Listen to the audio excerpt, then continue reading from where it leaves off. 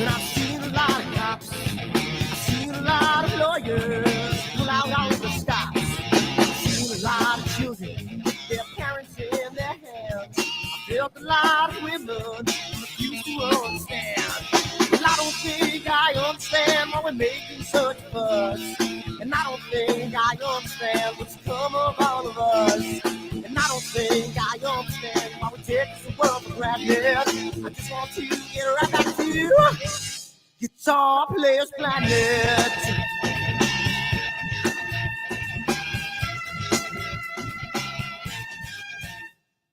You see it in the papers, you read it every day. The riots and the fires going on in South LA. The muggers and the government, they're all wanting the same thing. They take you for your money, I'm whatever spring. And I don't think I understand why we're making such a fuss. And I don't think I understand what's come of all of us. And I don't think I understand why we take this world for granted. I just want to get right back to Guitar Players Planet.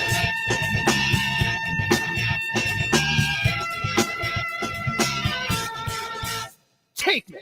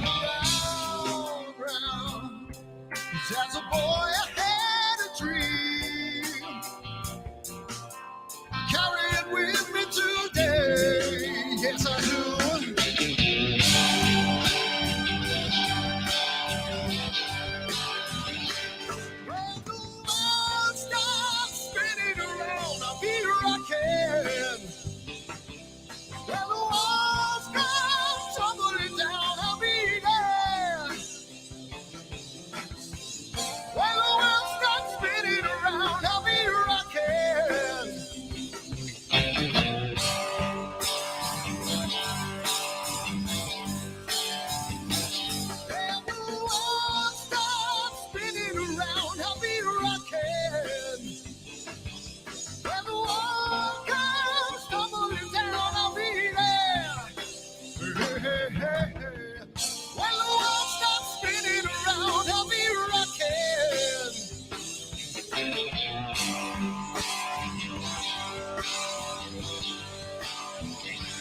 When the world stops spinning around, I'll be rocking.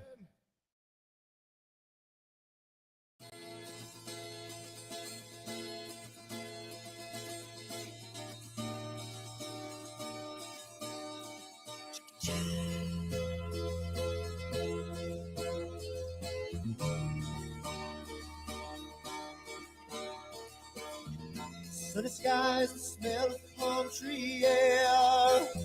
Looking back, I could never feel fair. The way the music has touched my soul, the way that the South holds its control. But I've got a new way to choose. I'm gonna start running back to the lands of new. Oh, na na na na na na.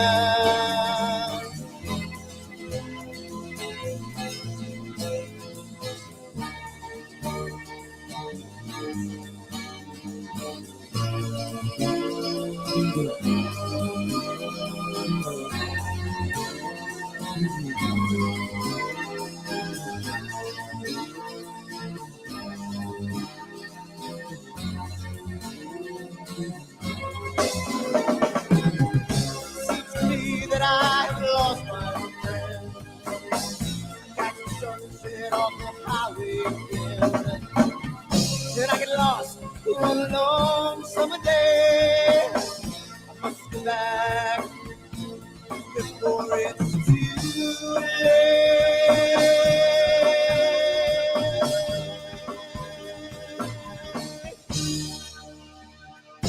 You're afraid, you're feeling alone. Time and space can never afford. The holidays can ring in your fear. The ghostly embrace can only mean tears. And I've got a new way to choose. I'm gonna start running back for lands of new. Oh, na na na na na.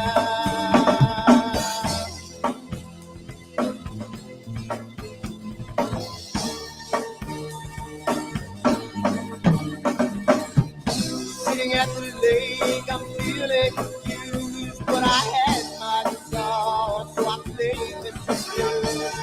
But I'm afraid, what might be true, that I might never be back again.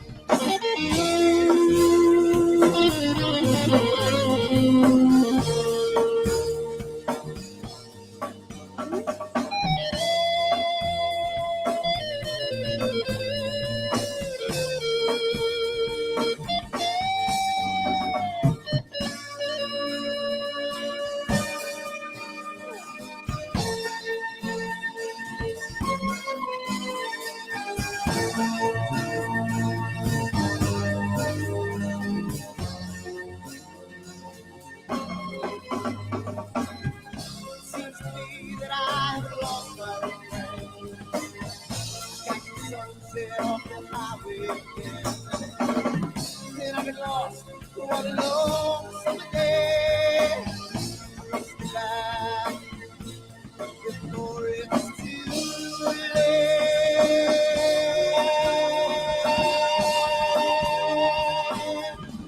Before it's too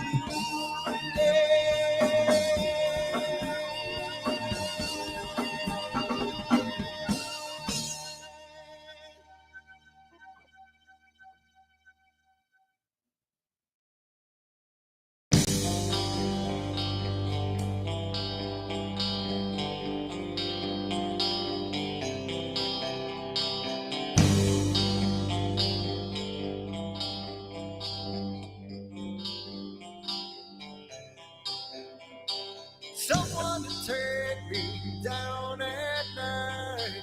Someone to make my day. New revelation fills my soul. Oh, I can waste away.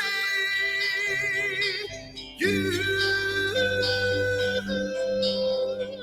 distracting my attention. You're all that's on my mind. You not looking for perfection, but you're too hard to find. Now the first night is coming, and I know what to do. You know that nothing feels sweeter than someone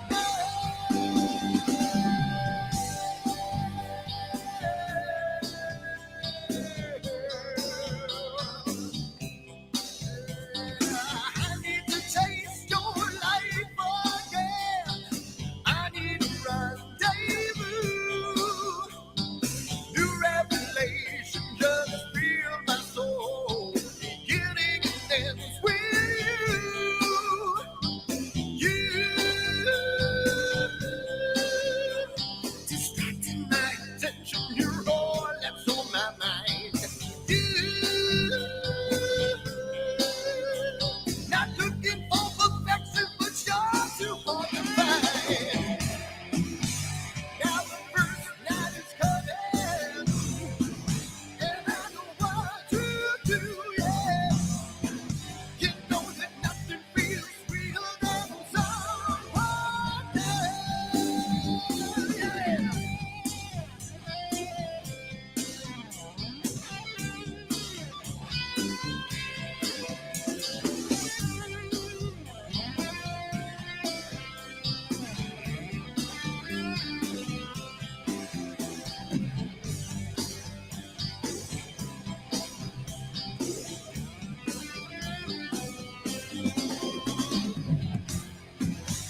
Now the first night is coming, and I know what to do, yeah. She knows that nothing feels sweeter than someone else. Yeah, don't it feel funny?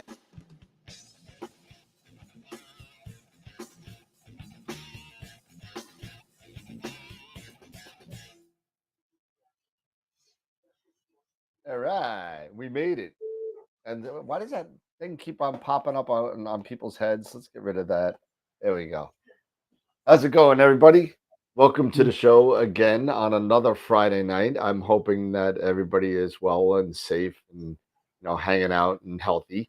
Um, we're here tonight, and we got some good news. But before we get into all that, um, let's just jump right in with to our sponsors and all the lovely stuff. We kind of have something new as we go in. I didn't get a chance to put in on the graphic yet, but it's something that I just finalized today. So that being said, let's go in and let's take a look. So we do have sponsors on the show that do sponsor us and allow us to do all these giveaways that we do. We do giveaways we just did a massive one on Wednesday night. We dropped we didn't drop it, but we gave away the Eagle 4 Pro to Keith Wankowitz, I believe his name is, and he was pronounced that I pronounced his name correctly. I have some friends in the Poland area, and we had a friend. His name was Walukowicz, but it wasn't Walukowicz. If you were in Poland, it's Balukevich. So it's a little different. So I know how to kind of pronounce certain names. So it's kind of cool. But Woodland Hills and Night Skies Network have been great sponsors to us. Woodland Hills gives us a bunch of money and gifts to give away, and we give. If you want information on all the giveaways that we give away, go to Woodland Hill. Go to at www.astroworldweb.com. On the bottom of the front page, you can see all the giveaways. Also, our Red Giant level sponsors: Prima Luce Lab, Camera Concepts, and Optolong. Optolong would go on that. Go on that on that on that giveaway, and we still got a bunch of stuff to give away. I mean, I'll show it to you a little later. I still got a tub of filters so that we're giving away. So feel free to sign up for anyone you want. Anyone you want, you can sign up. You don't have to sign up for any, or sign up for one, or sign up for all of them. So also thank you. And tonight we're giving away a free Masters of Pixinsight class. And I believe they had the next one is coming up this Tuesday. So we'll go on the website. We'll check that out. But we got Masters of Pixinsight who give out great classes on Pixinsight. So if you have trouble with your processing, or if you want to learn a little bit more about certain things, then you're able to do that. It's $35 for a 2-hour class, so it's nice. And we got IP for AP also as well, and they have a ton of tools and tutorials, not only on Pixinsight, but on Photoshop as well. So we're giving away yearly subscriptions to them as well. So keep an eye out on the calendar for that. Thank you also to our member sponsors. Black Hole members are the ones that have donated. You know, everyone's important, but donated the most for the channel. John, Bob, Charity, Sean. Thank you so much for being a Black Hole member. I still got to figure out what if I'm going to give you a mug or something. I'm not sure, but I got to figure something out. Red Giant members. I didn't get a chance to add one more on there because I just saw it today. So we did pick up one Red Giant member. It just turns out to be the winner of the Eagle Four that joined the club. So the winner of the Eagle Four is in there. He joined us as a Red Giant member. So that's pretty cool. So if you want to become a member, you want to get some perks, shirts, polos, all that kind of stuff, join us on Patreon, and you could join any number of levels on that. So um, let's see. Next side, main sequence members. Again, I had to add another column to it, so we're growing there as well. So thank you for everybody, all of the people that are donating on. All of you members make it possible for us to get the perks and all that kind of stuff that we do. So thank you to everybody, and also thank you to our two Protostar members, Kieran and Greg, as well. So thank you so much for everybody. Um, July 22nd coming up, we have Craig Stocks coming on for a guest coming up, and then I still didn't get my email about winning the Eagle because you didn't win, Bob. Um, but let's see. So Craig Stocks is going to be he's going to be going over what he's doing over in the Utah desert with his remote observatories. It's going to be pretty cool. If you remember the name Craig Stocks, he is actually one of the Picture of the Week winners that won when he had his picture of the Spaghetti Nebula. I think that was in May or June. So he's going to be on to come out hang out, and also not on the slide. Molly Wakeling is going to be a guest on the show as well. So that's going to be very, very cool. I'm super excited about that. And of course, join us on all of our other social media platforms. Join us on Discord, Twitch, Twitter, whatever else you want to go on. We're on everything. So um, that being said, I think we're still on the 3-up because we're the only 3 here. So there we go. So that's what we got going on. So we got Astronomali coming on, which is going to be really, really cool. Yes. So it took the person that won about 29 minutes to give me an email saying that he was super excited. This gentleman, Keith, he really sent myself and Tom a really heartwarming um, email that really was really nice. He said a lot of nice things, and he is an astrophotographer from Florida, and he doesn't get a chance to watch during the shows because I think he said he works at night. So I could be wrong on that. But he works, he watches, he hangs out in the chat. So he is a member, and he's also a Red Giant member now. So thank you to Keith, and congratulations on winning the Eagle 4 Pro. That should be coming in your mail soon. So awesome. I also everyone say, "Where's my email about the Eagle I won?" And yeah, it was an interesting show because if you were watching the show on Wednesday night, it was not your normal. I mean, we're not normal anyway, but it was not the normal. I wasn't going to say it. It was not the normal unnormalcy that you're normally used to. Did that work? That worked, I think. That worked. But yeah, so that's what we got going on. So we got the Masters of Pixinsight class we're giving away tonight. We got Optolong coming up. We got Charles Bracken stuff coming up. All the books that he signed for us. Everything is awesome.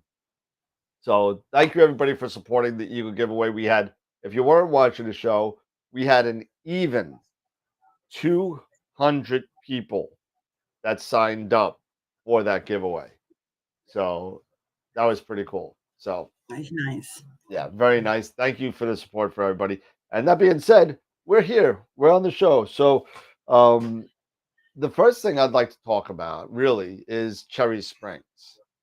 Right? Cherry Springs, the trip that I'm going on is coming up pretty soon. My now this is all weather permitting. Everybody, I think we got about I've lost count. It's somewhere between 6 and 9 people. People have been dropping off and coming on, so people are going. There's definitely going to be 2 or 3. So. So what date are you heading up? What date is everybody heading up?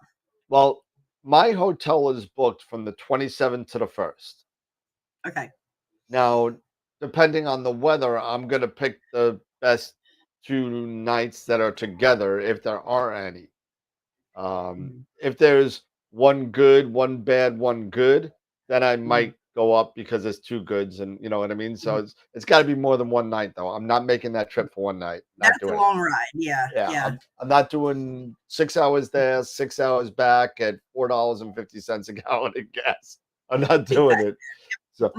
But so if anybody's interested in going or meeting up with us up at Cherry Springs, the last weekend of the month, it is a new moon weekend, so we won't have any of the issues. If some of the people in the chat went to the Cherry Springs Star Party in last month.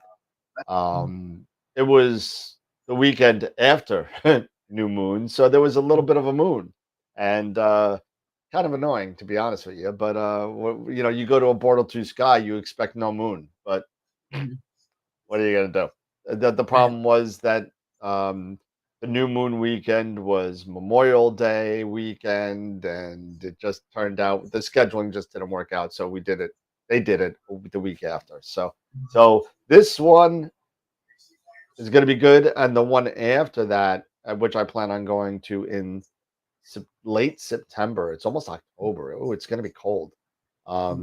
September, I think it's September 27, 28, 29, somewhere over there.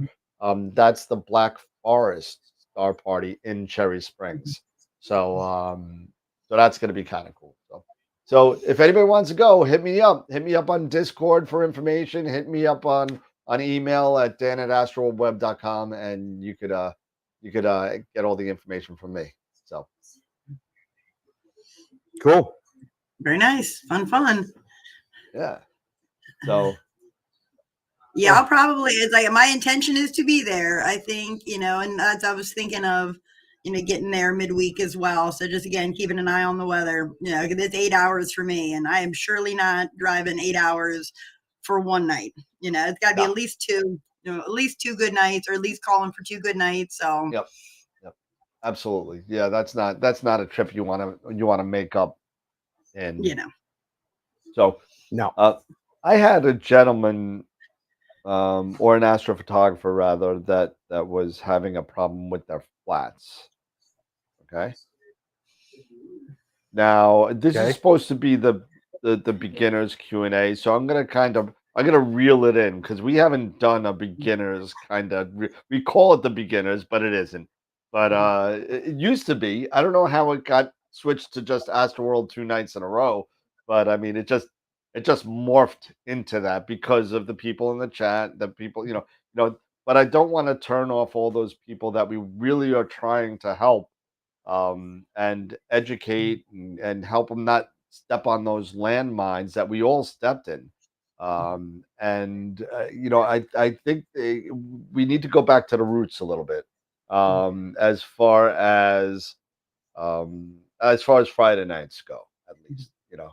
Not saying we can't have fun. We can have fun anyway. We're gonna do this, and if anyone noticed, I'm drinking Diet Coke. I'm on like I gotta lose weight, so I gotta stop on the drinking on Wednesdays and Fridays. It's getting to be too much. So, what was that? That was a very, very close lightning strike. Oh my!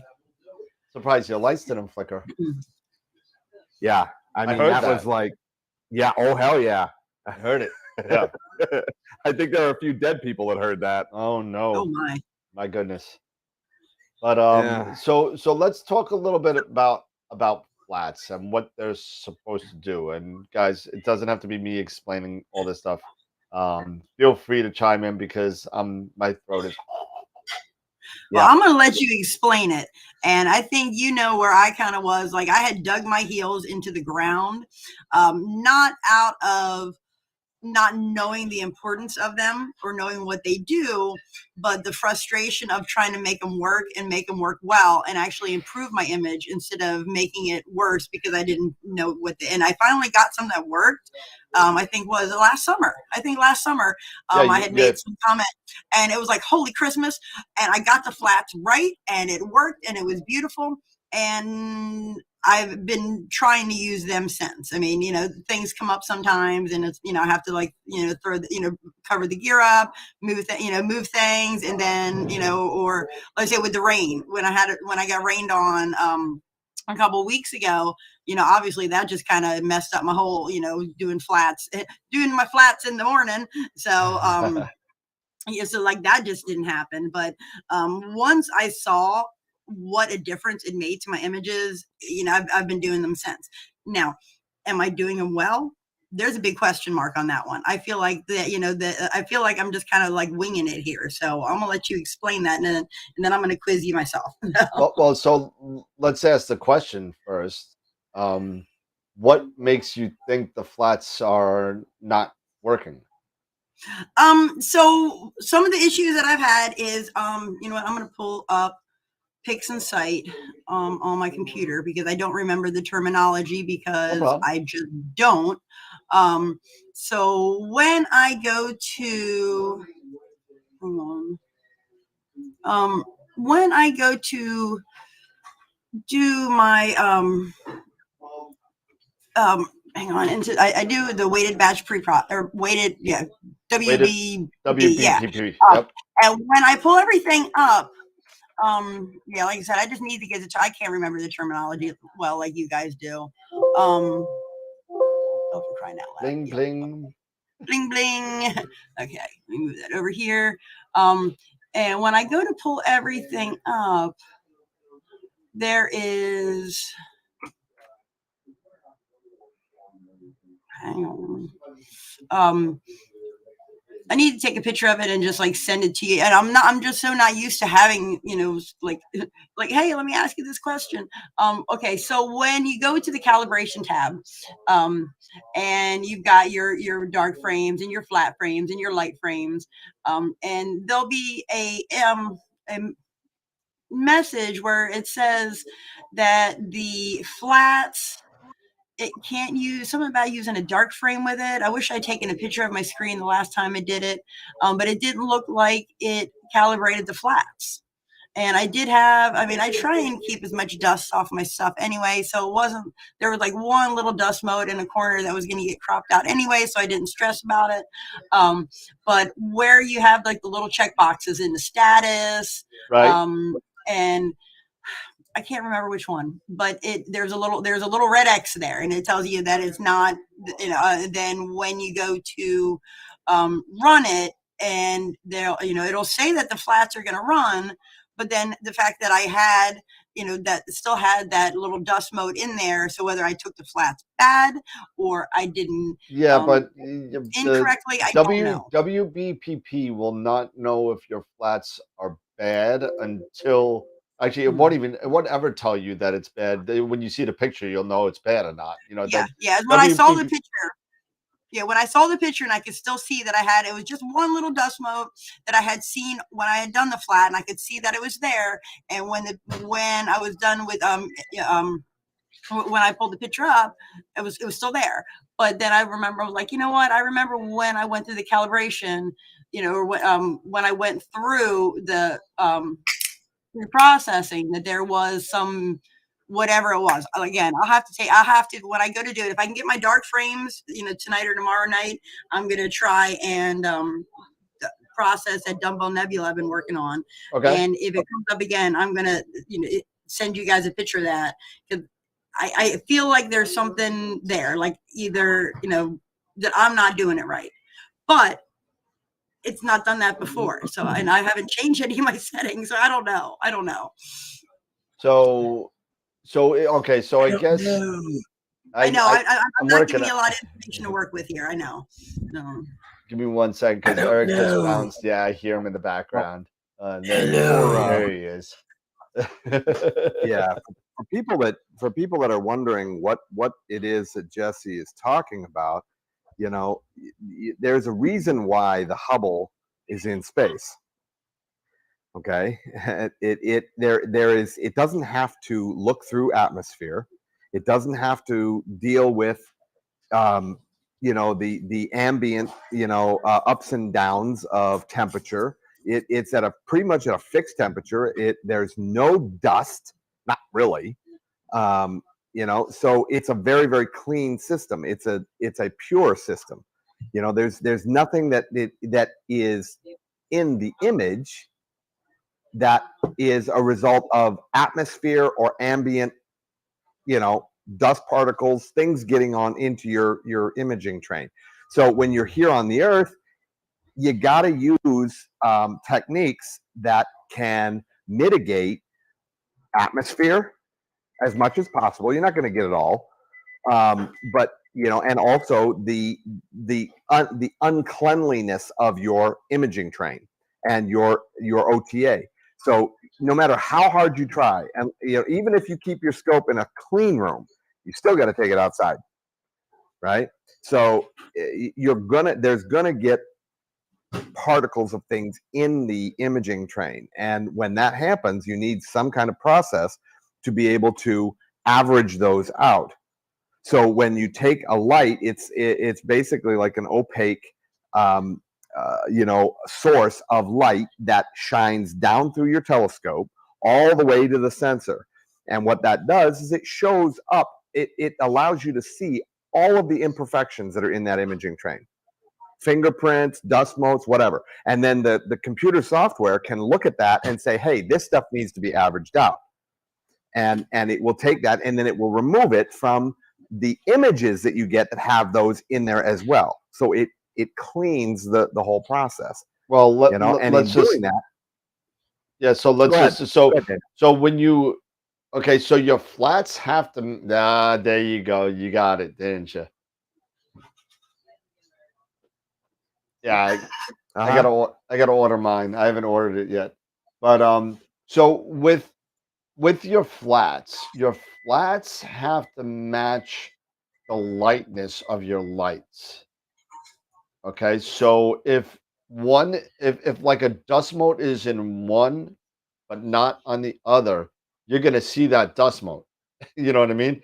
So it won't calibrate it out, but it's gonna calibrate something else out, and it's gonna look like a dust mote. So you got to be careful. That's why when you do flats, you really should. It's okay to make a flat library. It's okay, but once you start seeing that the flats aren't working and you're seeing imperfections in vignetting or dust motes or circles or weird gradients or something like that you may not be able to get out with DBE, and it might be a flat problem. You want to retake your flats. Now, will you do? Will you will do them as a library? Because I've been trying to do them like every time, like every morning. If I'm No. imaging at night, I'll go in the next day, just because I know there'll be dust, that ends up on my on my lens or something, overnight or something. And So try and get, so if I'm imaging, over the night, I'll get it in the morning and I'll do my flats the next morning, and then I'll just calibrate out that set and just set them aside until the next step, of course. But you can use a flat library. absolutely you can, until you start seeing them not working. Just, Okay. because you may, depending, Eric, do I have you, Eric, Is say Eric there? something. Nope, I got nothing. No, he's not hot. Is I'm that here. me? Oh, now I hear heard him. you. I hear you now. Okay. Oh, there you Yeah. go. All right, that was weird. Yeah. But no, as far as, a flat library, it's not necessarily uncommon, especially if you don't break down your imaging train. If you don't break down your imaging train, you can get away with a flat library if you're happy with just using what you currently have, whatever filters you have and the camera you're gonna have. If that's never gonna change, and you're using the same scope, throughout. Until you notice, to Dan's point, until you start noticing maybe a little bit of oddities and stuff like that, because dust can still float through the imaging train, through certain areas. Not too bad, but it can happen. But yeah, you can definitely do something like that if you want to try it. Yeah, That's It good to depends know. on how often do you change your imaging train? How often do you change filters and stuff like that? Probably more than I should. I'm always tinkering around. I don't change it much, but because it does stay outside all the time, it doesn't and matter. I If do. you change it at all, if you make the slightest If you change it at all, you're gonna to have to do it anything, flat. whether that be taking your L Pro out because you screw it into the flattener and now you got to do a narrow band and you screw something else in there, you got to do flats all over Yeah, again. see, I've been doing flats. And I'm glad to hear that you guys talk in the library, because I've been doing flats, except for like when, something happens and I just absolutely can't. I do them every morning, or, sometime throughout the day, the next day. And it's, just every day I do them. It's like, okay, I'm imaging Wednesday night. Thursday, I'm doing flats. I'm imaging Thursday night. Friday, I'm doing flats. And frankly, it's pain, and then then you have to make sure that I've been like, okay, these are the ones that I took Wednesday night. These are my flats from Thursday morning. Make sure I'm calibrating these flats with these lights, with this too whole much set for me. here. I And can't. it is too much Yeah, for me, and it's that making my might be brain Too a much for overkill. me. And Wade is gonna kind of yell at me in a second, because I know that he said take flats every time you image, and that is a best bet to make That is the best practice. That is for best practice. sure. That Best practice. you will never have a problem if you do that. You'll never. Unless you don't do it right, which is something I'm doing here, because I'm going through all this trouble. Then then I end up with not being able to get it right. And I'm looking at this window here, and I think it has something about optimizing the dark in my flat. Like, again, I'm going to try not to do that. Stay away from that. Just Yeah, leave I it. don't. Yeah, I'm going to try and get those flat, or get those darks tonight, because I don't have any darks to match temperature of what I've been imaging in Got it. June. So I'm going to try and get my darks, and if I can do that tonight or tomorrow, I'm going to try and process up that M27, because honestly, I need to do this because I need to do this. I need to have something to show for my work, and I will send you guys a picture of whatever this, and then of course it's. I'll be happy to not have the problem, but I feel like I will. So. And Yeah. I really should. Wade, you asked a question regarding the picture of the month at the beginning of the chat. On Wednesday night, we had a huge influx of pictures of the week. We had like 20. It was a lot. So although we appreciate all of and we will get to all the pictures, if I put them all in one poll, that website would take a year and a day to load up. So that being said, we split it up. So this picture of the week that's right now is for, and it's going to be a wacky way to, so you got to listen. It's for last week and part of this week. I mashed them together and we're voting on that until Sunday. Sunday, the voting ends for that. It is still on now. You can still vote right now. Okay. Then on Sunday, I'm going to put the rest of the photos that we got in that you could start voting on Sunday all the way through, and we'll announce 2 pictures of the week on Friday. That makes sense? Okay. Kind of weird, but that's the only way I could. It's the only way I could think of doing it. You know, I mean, it was just so many pictures. But and you know what, and if you're doing sky flats like you're doing, Jess, and I've actually been using one of those little tracing things. oh, you get up in the morning and you do it. And God bless you. She's Dominus Vobiscus. Oh my goodness, I can't. I can't. Yeah. So, okay. So, Scott was talking about what they are, and I don't feel like I'm qualified to explain how to do them well because it's still in question of whether I'm doing them well.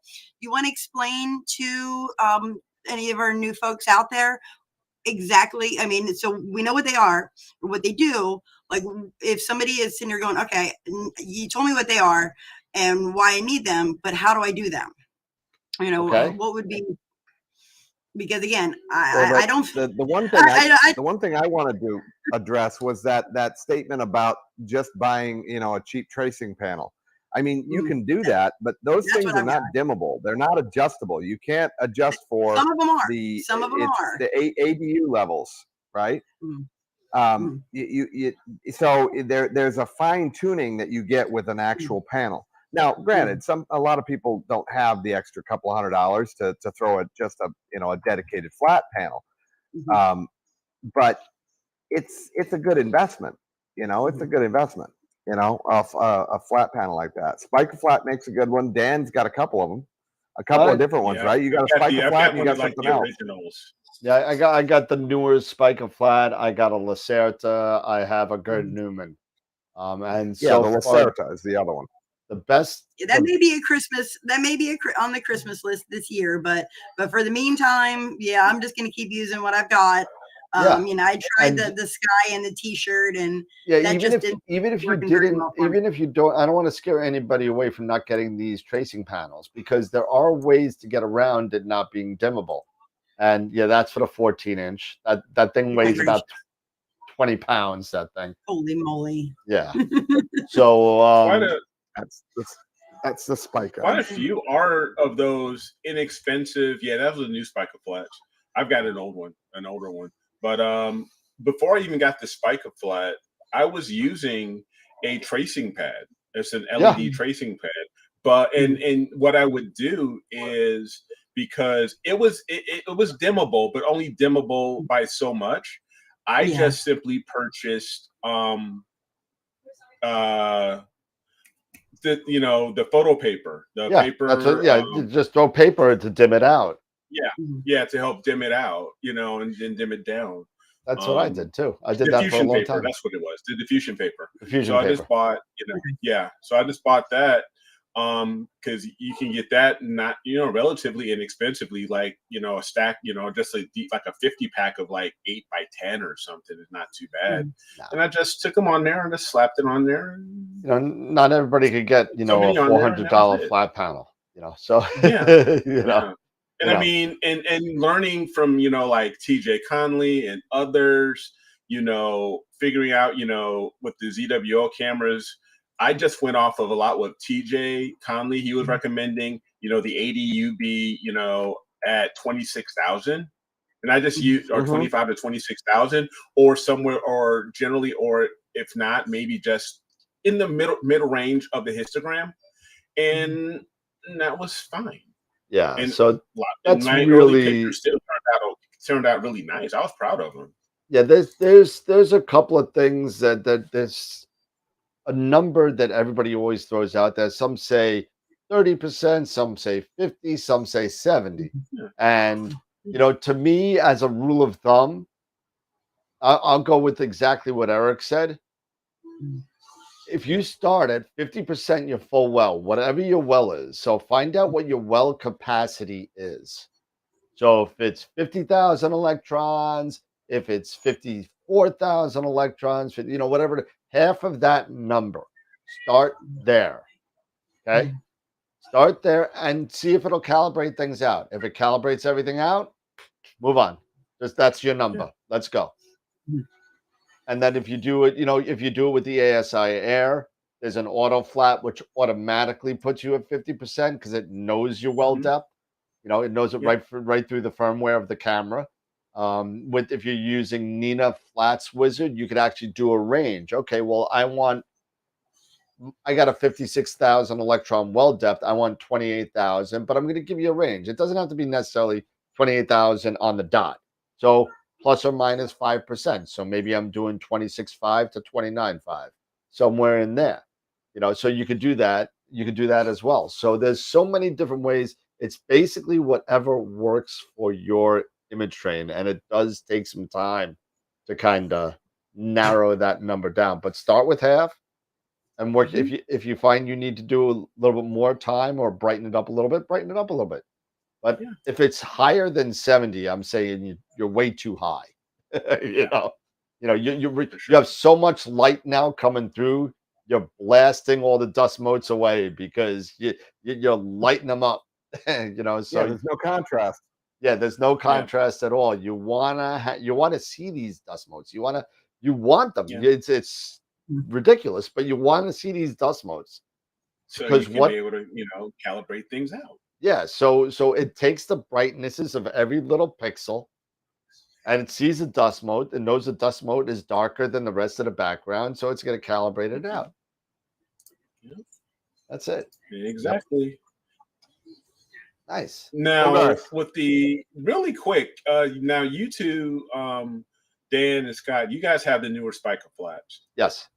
Now, I have the older one, and the one thing I've had issues with, which is why I also either use diffraction paper or I use a t-shirt, is on my broadband with my broadband filters. You're at like 2. If I'm less than, if it autos, if I use the ASI Air auto and say if it's less than 2 seconds, I get banding. Yep. I get banding. I get light banding. It's just like from the LEDs. So, so I try to add paper. That's with the Spica Flat?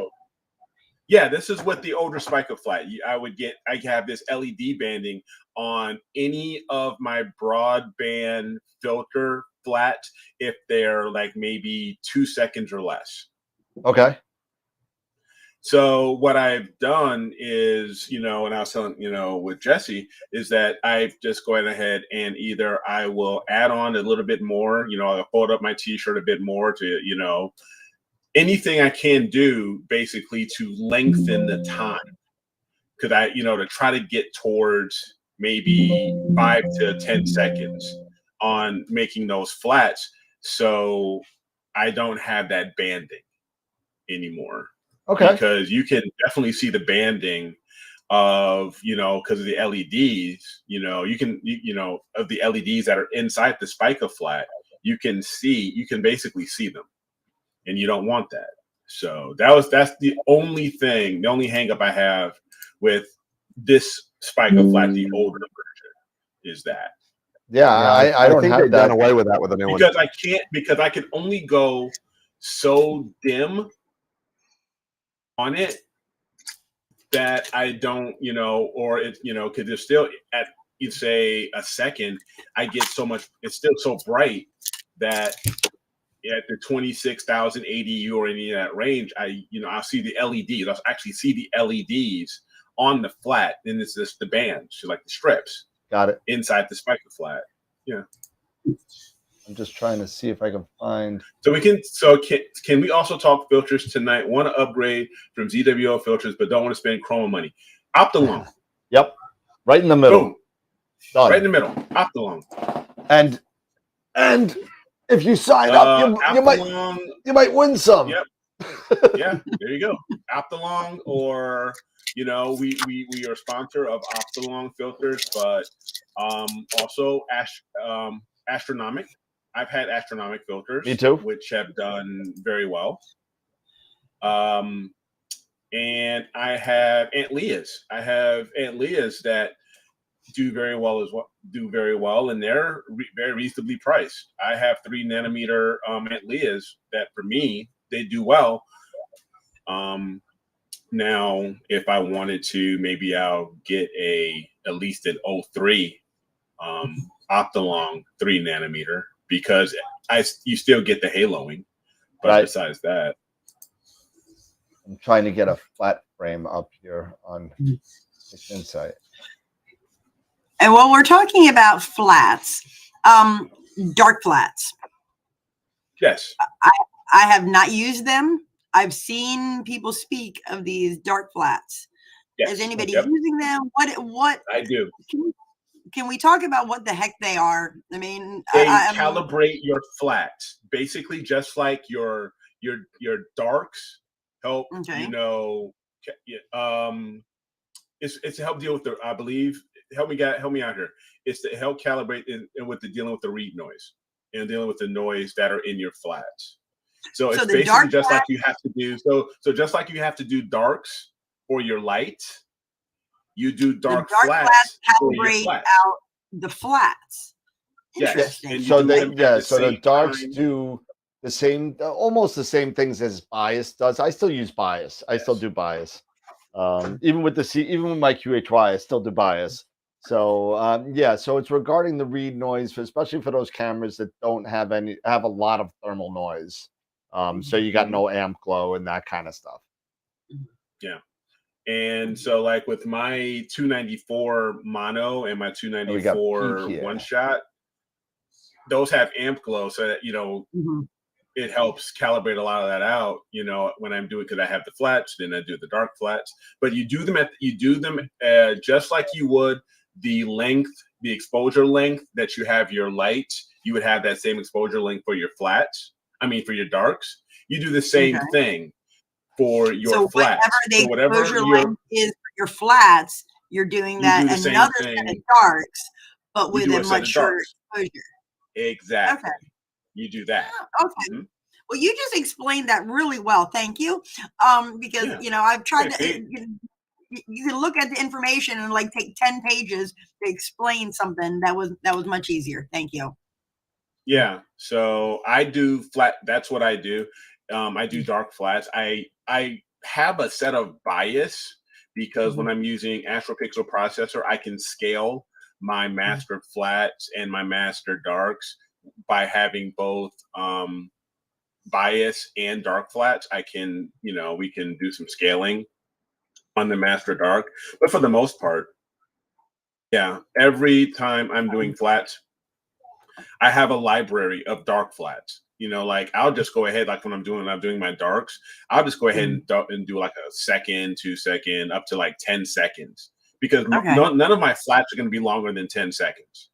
Yeah, so that would be you just burn a bunch off real quick, just to have. I just burn them off really fast, and I do only 30 calibration frames, 30 flats, 30 darks, and 30 dark flats of all of the different exposures, and then I'm done. I used to do hundreds. It used to be crazy. I used to do 60 to 80 flats and 60 to 80 dark flats. I used to do 100. Oh my god! Yeah, I did 100. I would take darks for a weekend. I would go. I would do 1, 3, 5, and 10-minute darks, 100 apiece. Now, how often do you guys refresh your library? It's every 6 months, every darks year, or every 3 months? Well, your darks. Every quarter. Yeah, I'll do every quarter. Every quarter, okay. Yeah, every time your temperature swings, you know what I mean? Because you don't want your cooler to be, at 100%, trying to get to that temperature all the time. Right. So, but I have to for the 2600, because I had it for the winter time, but I don't have anything for anything I've shot this summer. So I kind of have to, But okay, yeah, I usually do like 6 months, but I still, no matter what, I'll break down my imaging train, and I'll take the camera and I will actually put, the cap on the camera and hook up one of my ASI airs to it and put it in my beer fridge and just fire off my library. Because it's nice and cool in there. So it's like 34 degrees, 34, 35 degrees. So I'll just fire off a whole new set of darks and that's dark brilliant. flats. Why didn't I think of that? Because I was saying to Scott and Dan earlier, I think before you got on, Eric, that I was trying to do darks last night and I just couldn't get my temperature down because it was so much cooler in June than it is right now. So I was shooting at 20 Fahrenheit and I couldn't get my sensor down that cool. So I was just like I pulled everything, went back in and just stomped off and went to bed cranky. So you know what I kind of do is I try and find a temperature that I could shoot all year round. So whatever that may be, I don't try and push that cooler because you don't want to push the cooler to 100%. You don't want to do that. If you're, I know some of you guys and girls in Arizona and stuff like that. Well, you kind of have to get down somehow. But I mean, you got to find some temperature if you can where you could shoot all year round. For me, that's -10 Celsius. That works for me in New York. And I'm able to shoot that. So that being said, even though that I could shoot at that -10, I'm still going to refresh my darks every 3 months for a couple of reasons. Number one, your cooler isn't going to be working at the same efficiency in the winter as it is in the summer, right?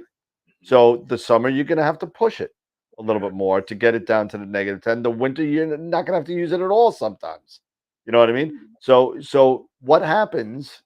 I mean, just being in IT, what happens when you use a fan a lot? What happens when you use the electronics of a camera a lot? It gets hotter. It gets hotter, and you could start getting mechanical noise and stuff like that. So that's the first thing. The second thing is the introduction of possible new hot or cold pixels that you're going to want to calibrate out because unless if you're watching 15 million 20 million pixels and know which pixel is going to go at the very second it goes, it's not going to happen. So if you're able to kind of do that every 3 months or so, maybe every 4, same rule with like flats. Whenever you start seeing it's just not working out, just common practice for me. I do it every 3 months. But what's up, Pete? Yeah, and Hogarth, he just mentioned with the ZWO with the 2600 and the QHY 268, which is basically the same thing. That there's an argument for no darks. I still do darks. I have not tried it yet, but the 533, which is which has no amp load, just like the 2600. I've heard that you don't necessarily need to do darks with the 533. I've never personally tried, doing it without darks, but I guess some people have tried it and they may have had some success with it. I will continue to do darks until they figure out how to make every chip with not a hot pixel. I will continue to do it. Because we talked about that, we should also discuss, bad columns. Yep. The difference between a grade 1 and a grade 2 sensor, and why you really don't want to spend the money on a grade 1 sensor. I mean, all this is open for discussion as well. How you doing, Pete? Doing good. Just been busy with work. Work. Yeah. Work's overrated. Stop working so hard. I got a guy in Japan that is going to be ordering a Mathis Instruments fork mount 750. I mean, it's a beast. God. But he's decided that he wants to go that route, so I had to work with him and get that taken care of. But it's going to be interesting to see this thing when it gets up and running. I haven't sold a Mathis. What is that, like a 500-pound payload? It's close to about 250, Scott. Wow. It's 250 pound payload. Yeah, I tell a you, beast. still, you've played with some of the most wonderful toys. Oh, I don't play You with it. really I do. just customers. I mean, it's the fucking thing. You know, they just. I mean, you got to get the thing set up and help make sure that make sure the whole thing works, don't you? No, I'm not going to go to Japan. No. Do it, man. No. You could say hi to Queeve. That's a Yeah. long flight, man. And drink some That's a sake. long flight. Have some sake. Sake. Sake it to me. Sake it to me. Yeah. So, and I know we were talking about flats, and I finally, you know, just to give some people like kind of a visual about flats, and this is some data that was given to me. If I could show my screen real quick, here we go. And let's see. I don't know why it's pixelating like that on the screen, but let's see. You can see. But is this stretched? No, this is This not is stretched, stretched. right? This is not stretched. Let's see if I could. No, that doesn't help. Okay, but you could see this donut here. Yeah, you can see the donut. Mhm. You can see this donut here, right? Yeah. There's a couple of other lighter ones around. Now, if you take a look at this picture here,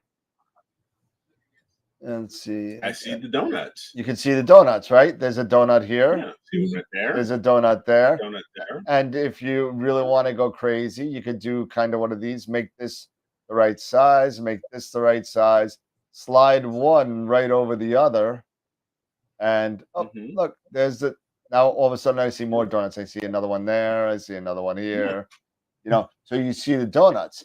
Now what happens is when you apply your flats and your darks and your bias or dark flats, flat darks, whatever you want to say. Flat darks. Now I overprocessed this a little bit, but you see there are no donuts here. Yeah. There are no donuts at all. This is cropped a little bit, so that's why it doesn't fit. Yep. So all this, see this little circle piece right here? That is not a circle piece. That's actually from noise reduction. I overdid it a little bit. You overcooked it. Yeah, I overcooked. This is not my data. I was just trying to make sure. I tried to get it so bright to see it.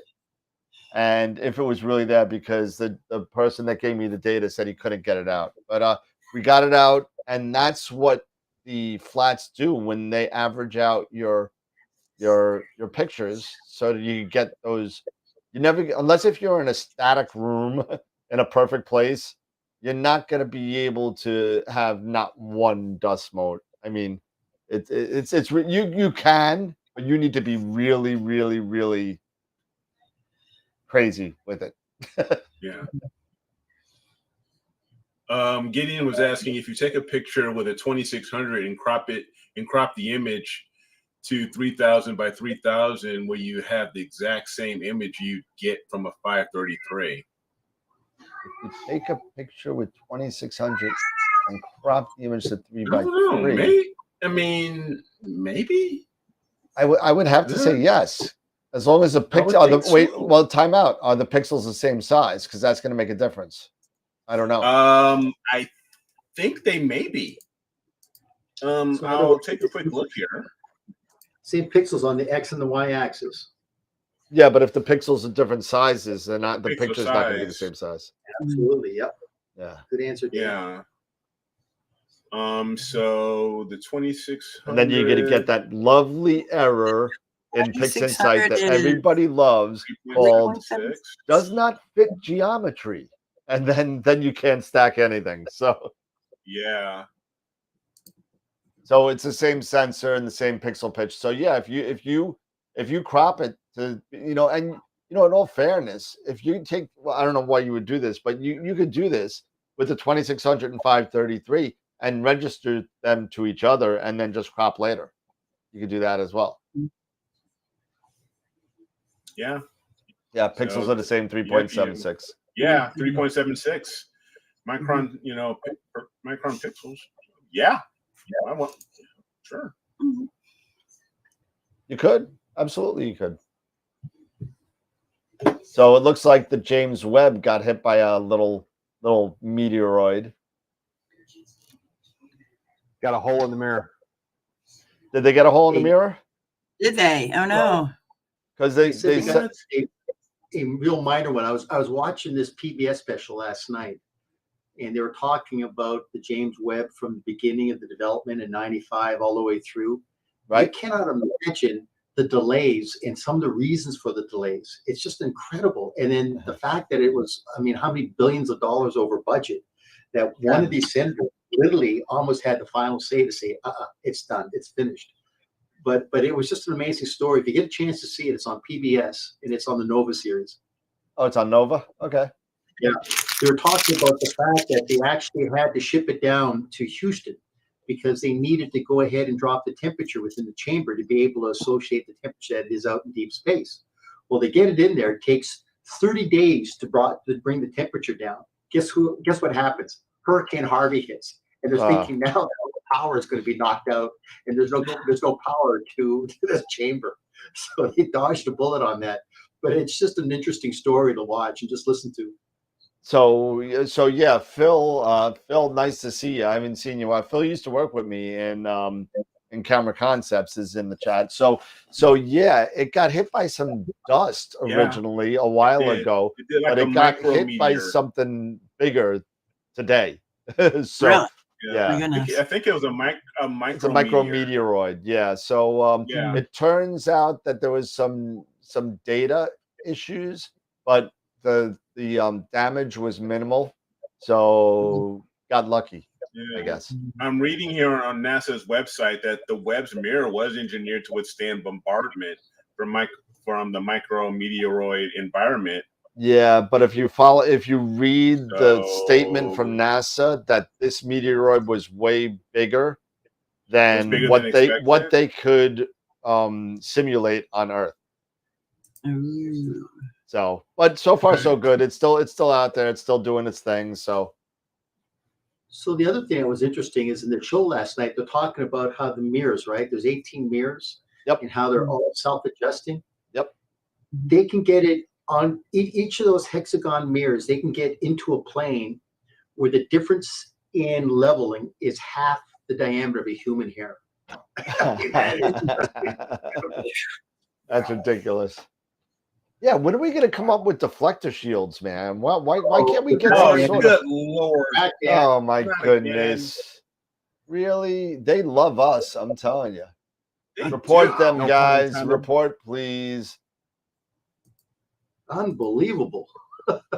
Oh, my goodness. It's the same people. It's the same one. Yeah. It's the exact same one. Me love you long time. Yeah. What's up? We're getting porn spam. Oh, jeez. Yeah. Yep. Nice. We're all reporting them, I hope so.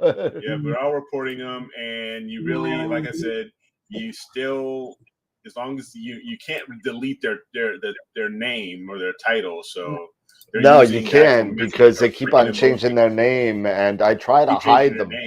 I try to hide them on there, and it doesn't work either. But Astro porn, Tarek said. Thanks, Tarek. Yeah, that's pretty much it. Yeah. I think. Oh goodness. Yeah, that's my other channel. I have 18 subscribers on my other channel, and it's only about me. So that's why it's only 18. Nobody cares about me. I haven't put anything on there. The last thing I put on there was my F Queens video, and some of you out there may or may not have seen it. And I think somebody counted I dropped the F-bomb about 37 times. I think in about 2.5 minutes. So nice. It was all road rage in Queens. Let me tell you. but yeah. So flats. It's funny, Jess, when you said that, you really just didn't realize how flats really improved your pictures. And they really did. So if there's anybody out there that's like being the stubborn, and I'm gonna be honest, I'm being stubborn. I am. And I think I'm at that point where like changing anything up, like I don't want to change anything because everything's working. Could it work better? Absolutely. And that's where I was with the flats. I'm like, okay, I've got a system, things are working, but if I want to make improvements to what I'm doing, I've got to make improvements to my whole thing. And the flats were like, I mean, it was like, oh, I get it. Now I see why everybody was saying, you know, and I was like, I see why everybody's going through the trouble to do this and make, because I was like, oh no, my images they're all right. I mean, but they really were just like, all right, you know, but doing those flats made a huge difference. I mean, because I'm like going, oh, my optics are clean. I don't have any dust on them. They're fine. I'm not seeing obvious dust motes. I'm not seeing those donuts.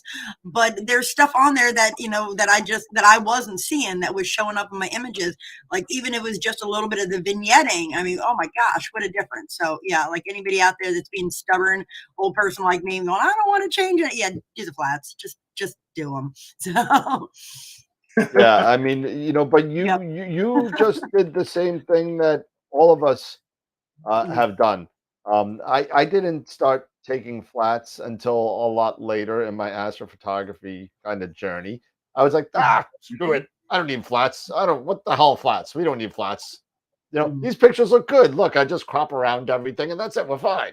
Right? Yeah, it's You know, just like, can I crop it? Can I crop it? Can I crop it? yeah. Oh wait, one more little dust donut. Come Let me on. just crop it a little bit more, a little bit more, a little bit more, a little bit more. You know, and that's what you know. I think I got to where I was like, oh wait, there is a dust donut right on top of like I can't crop that out. You know, and I think It's- I think what it was. I had this photo that I mean, by so many standards, is probably not good, but for me, I'm like, wow, this is a really good photo.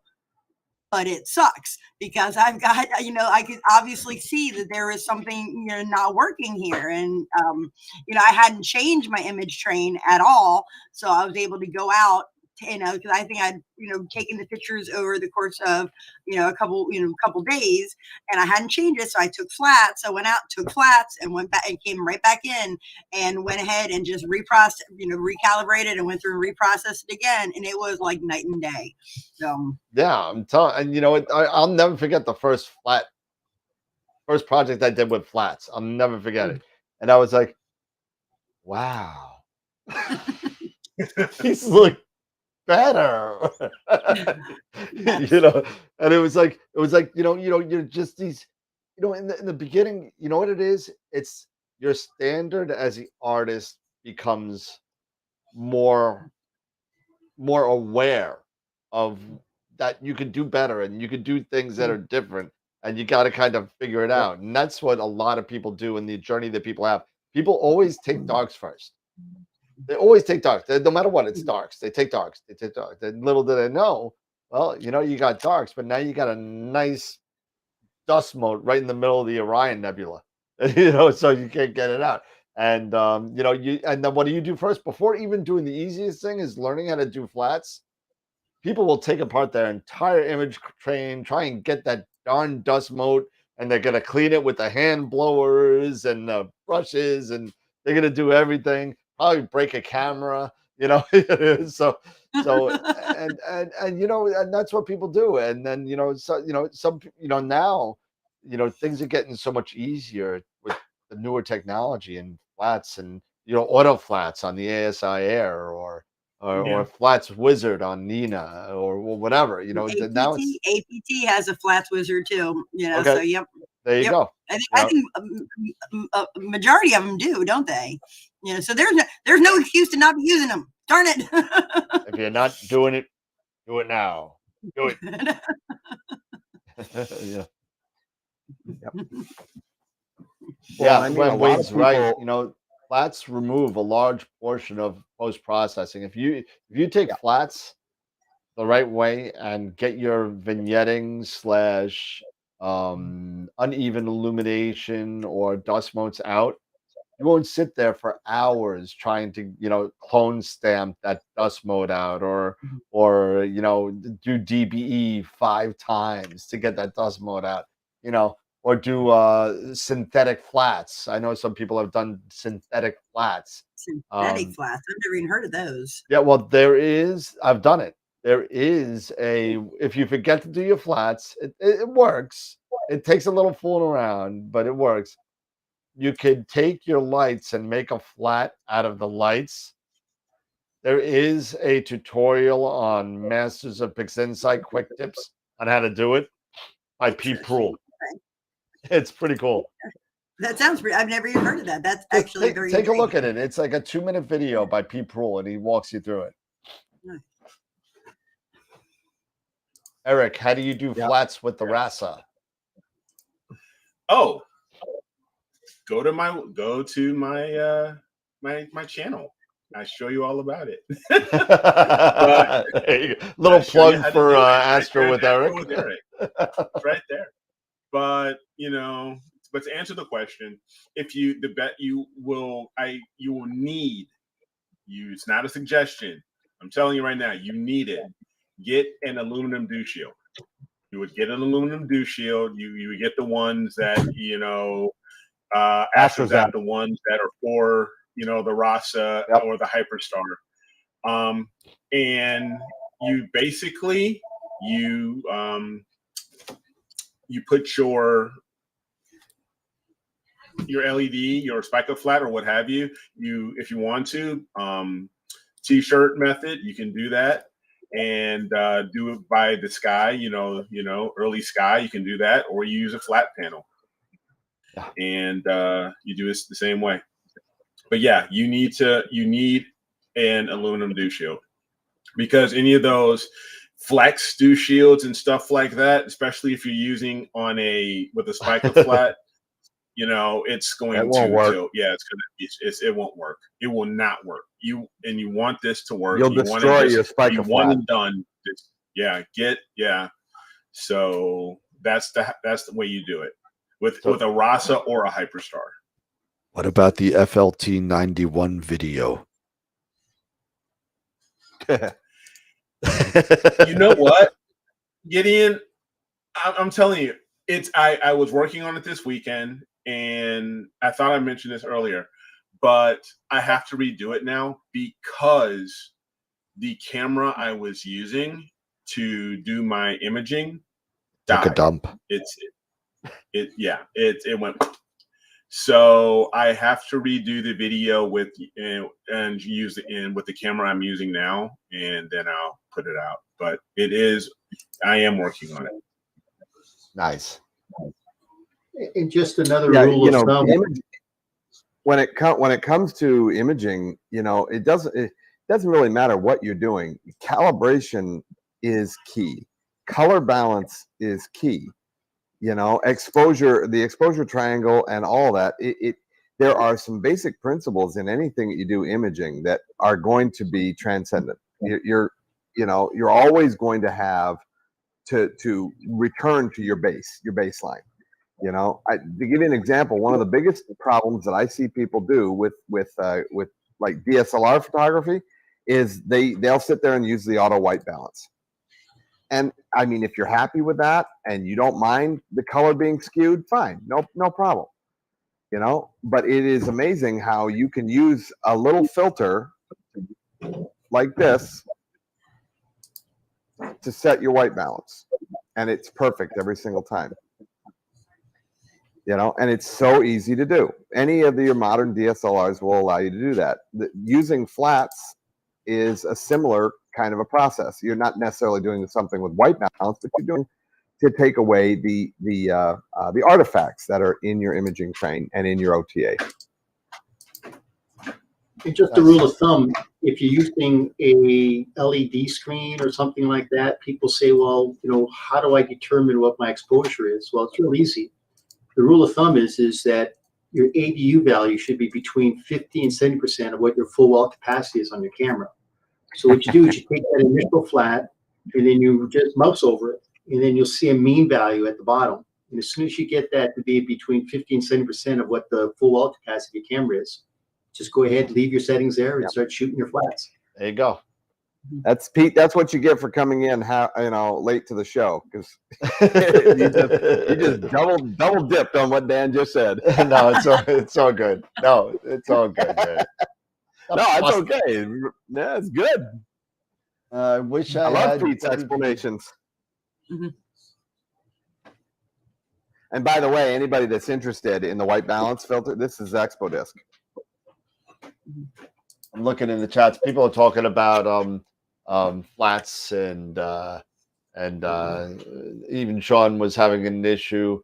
It'll calibrate narrowband, okay, but not LRGB. Figured it out and it works now, but I can't remember what I changed. So there is settings in there with the flats that you can kind of mess around with.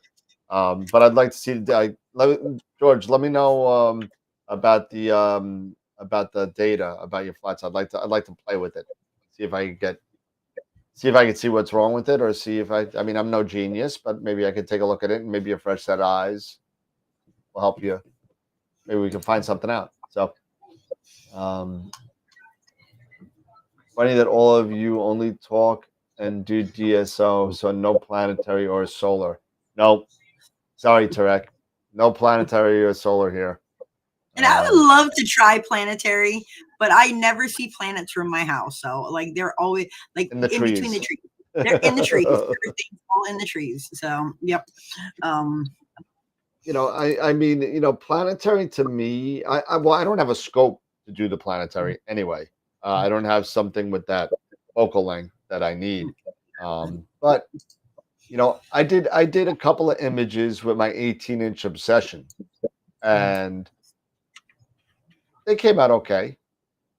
Nothing great, but it just it doesn't. It's a different. It's like it's like the difference between trig and algebra. I mean, it's like it's a completely different type of science. They're both maths, but they're different. Yeah, they're both maths, exactly. but they're different. Yeah. So even solar is like geometry compared to the rest of them. So it's that they're three different types of things that that they're three different ways to do. I'm bumbling here. I'm sorry. So they're just three different processes. They're three very different processes between planetary, deep sky, and solar. Yeah, I've tried the solar. I do have a LUNT that I got a couple of years ago. And I mainly got it just so I could have something to run outside with the kids at school. And I've tried imaging with it. And honestly, it is a whole different animal. I think I sent you guys like a couple months ago a picture of me like up there, and I got my little umbrella over top of it and all that. And I did try doing some imaging. I'm like, you know what? Nah, I'm just going to actually put in an eyepiece and then just enjoy the show.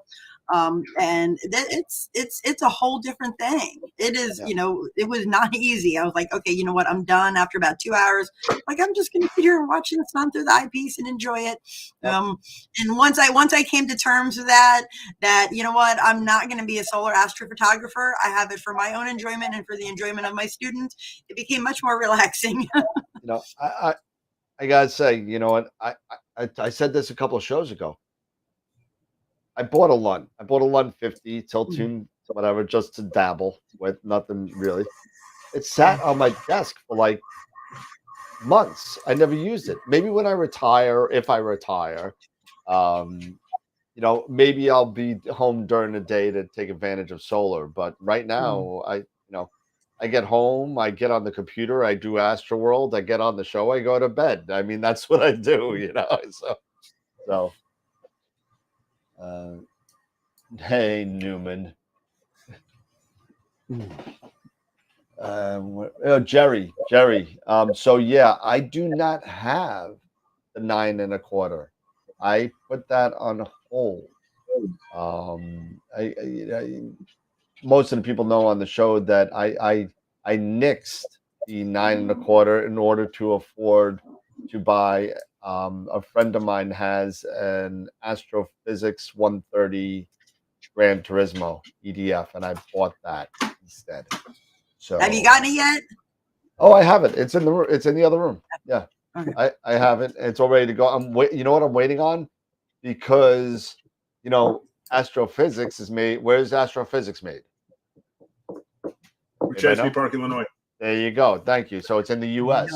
So what do they use for their screw holes?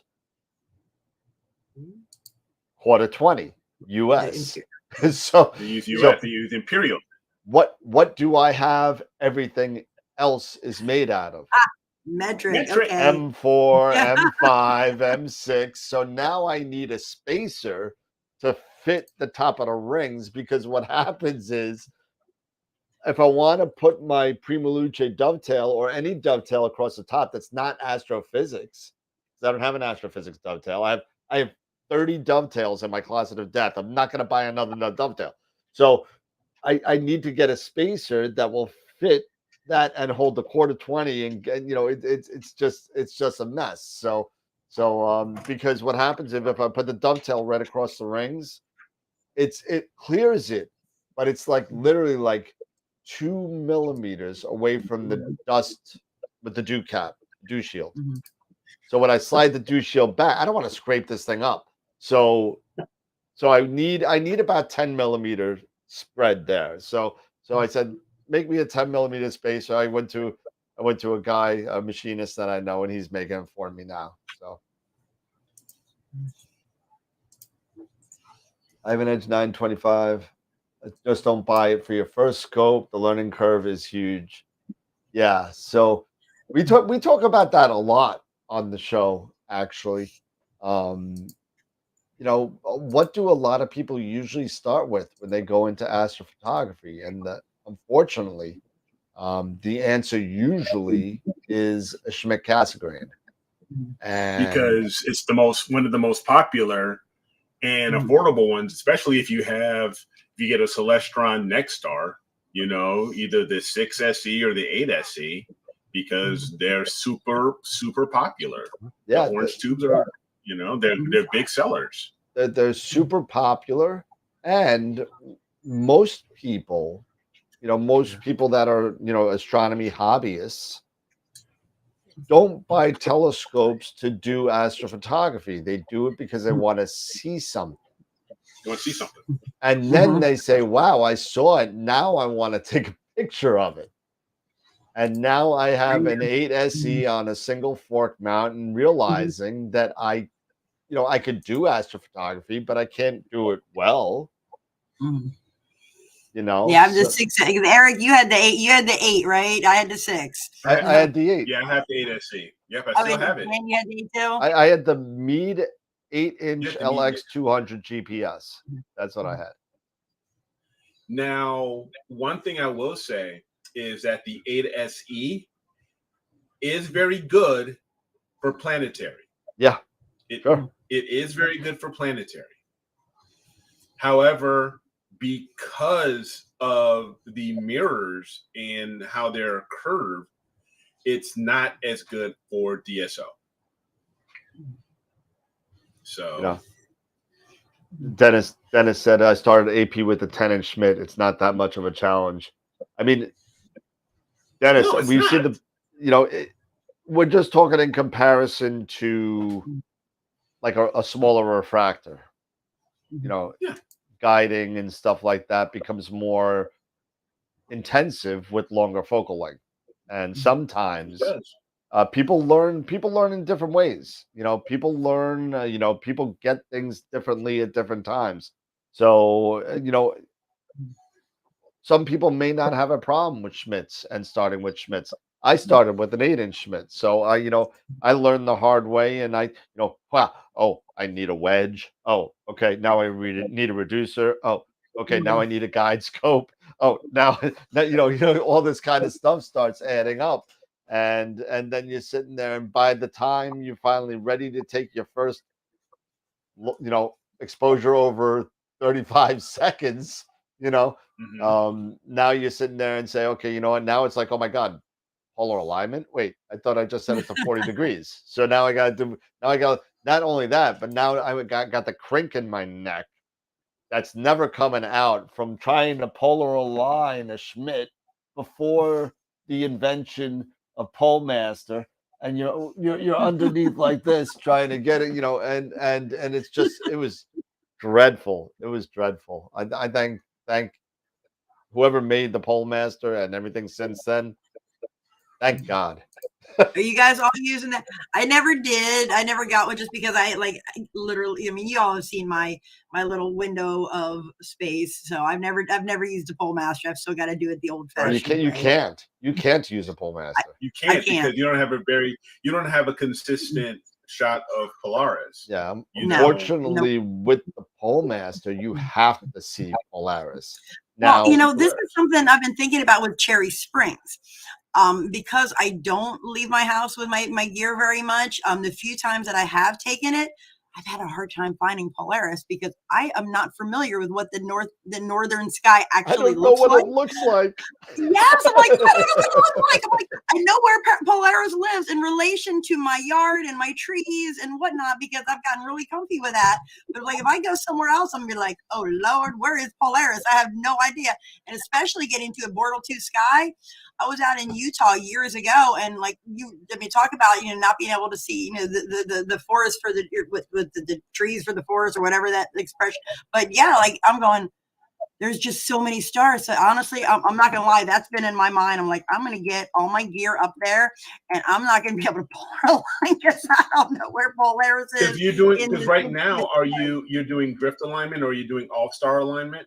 You doing all-star alignment? No, I do old school. Like I pull up in what is the app? Oh my gosh, I use my my finder You scope. use the Polaris clock.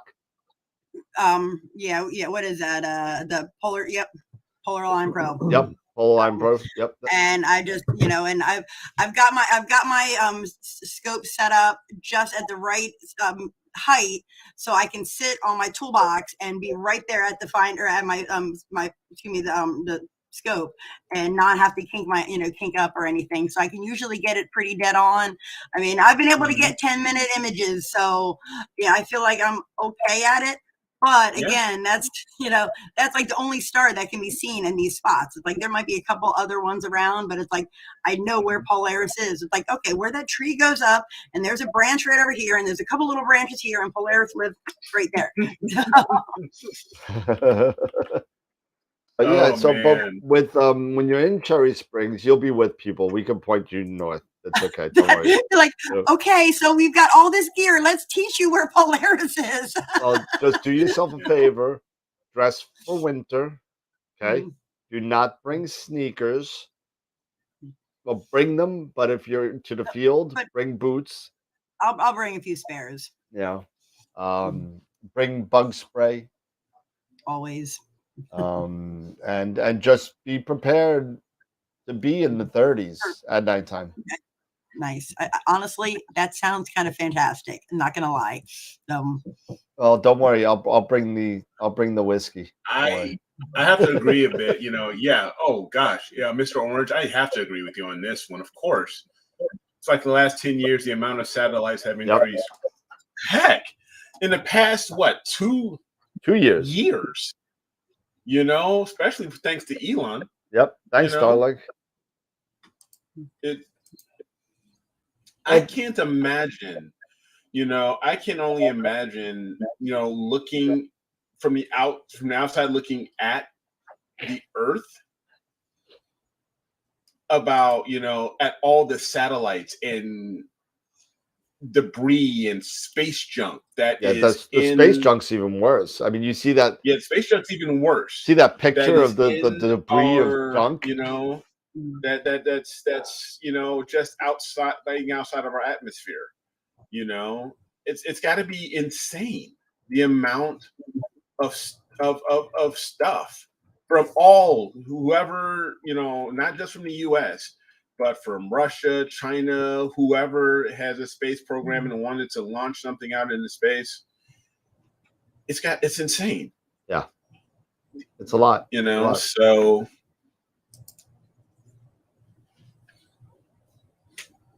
I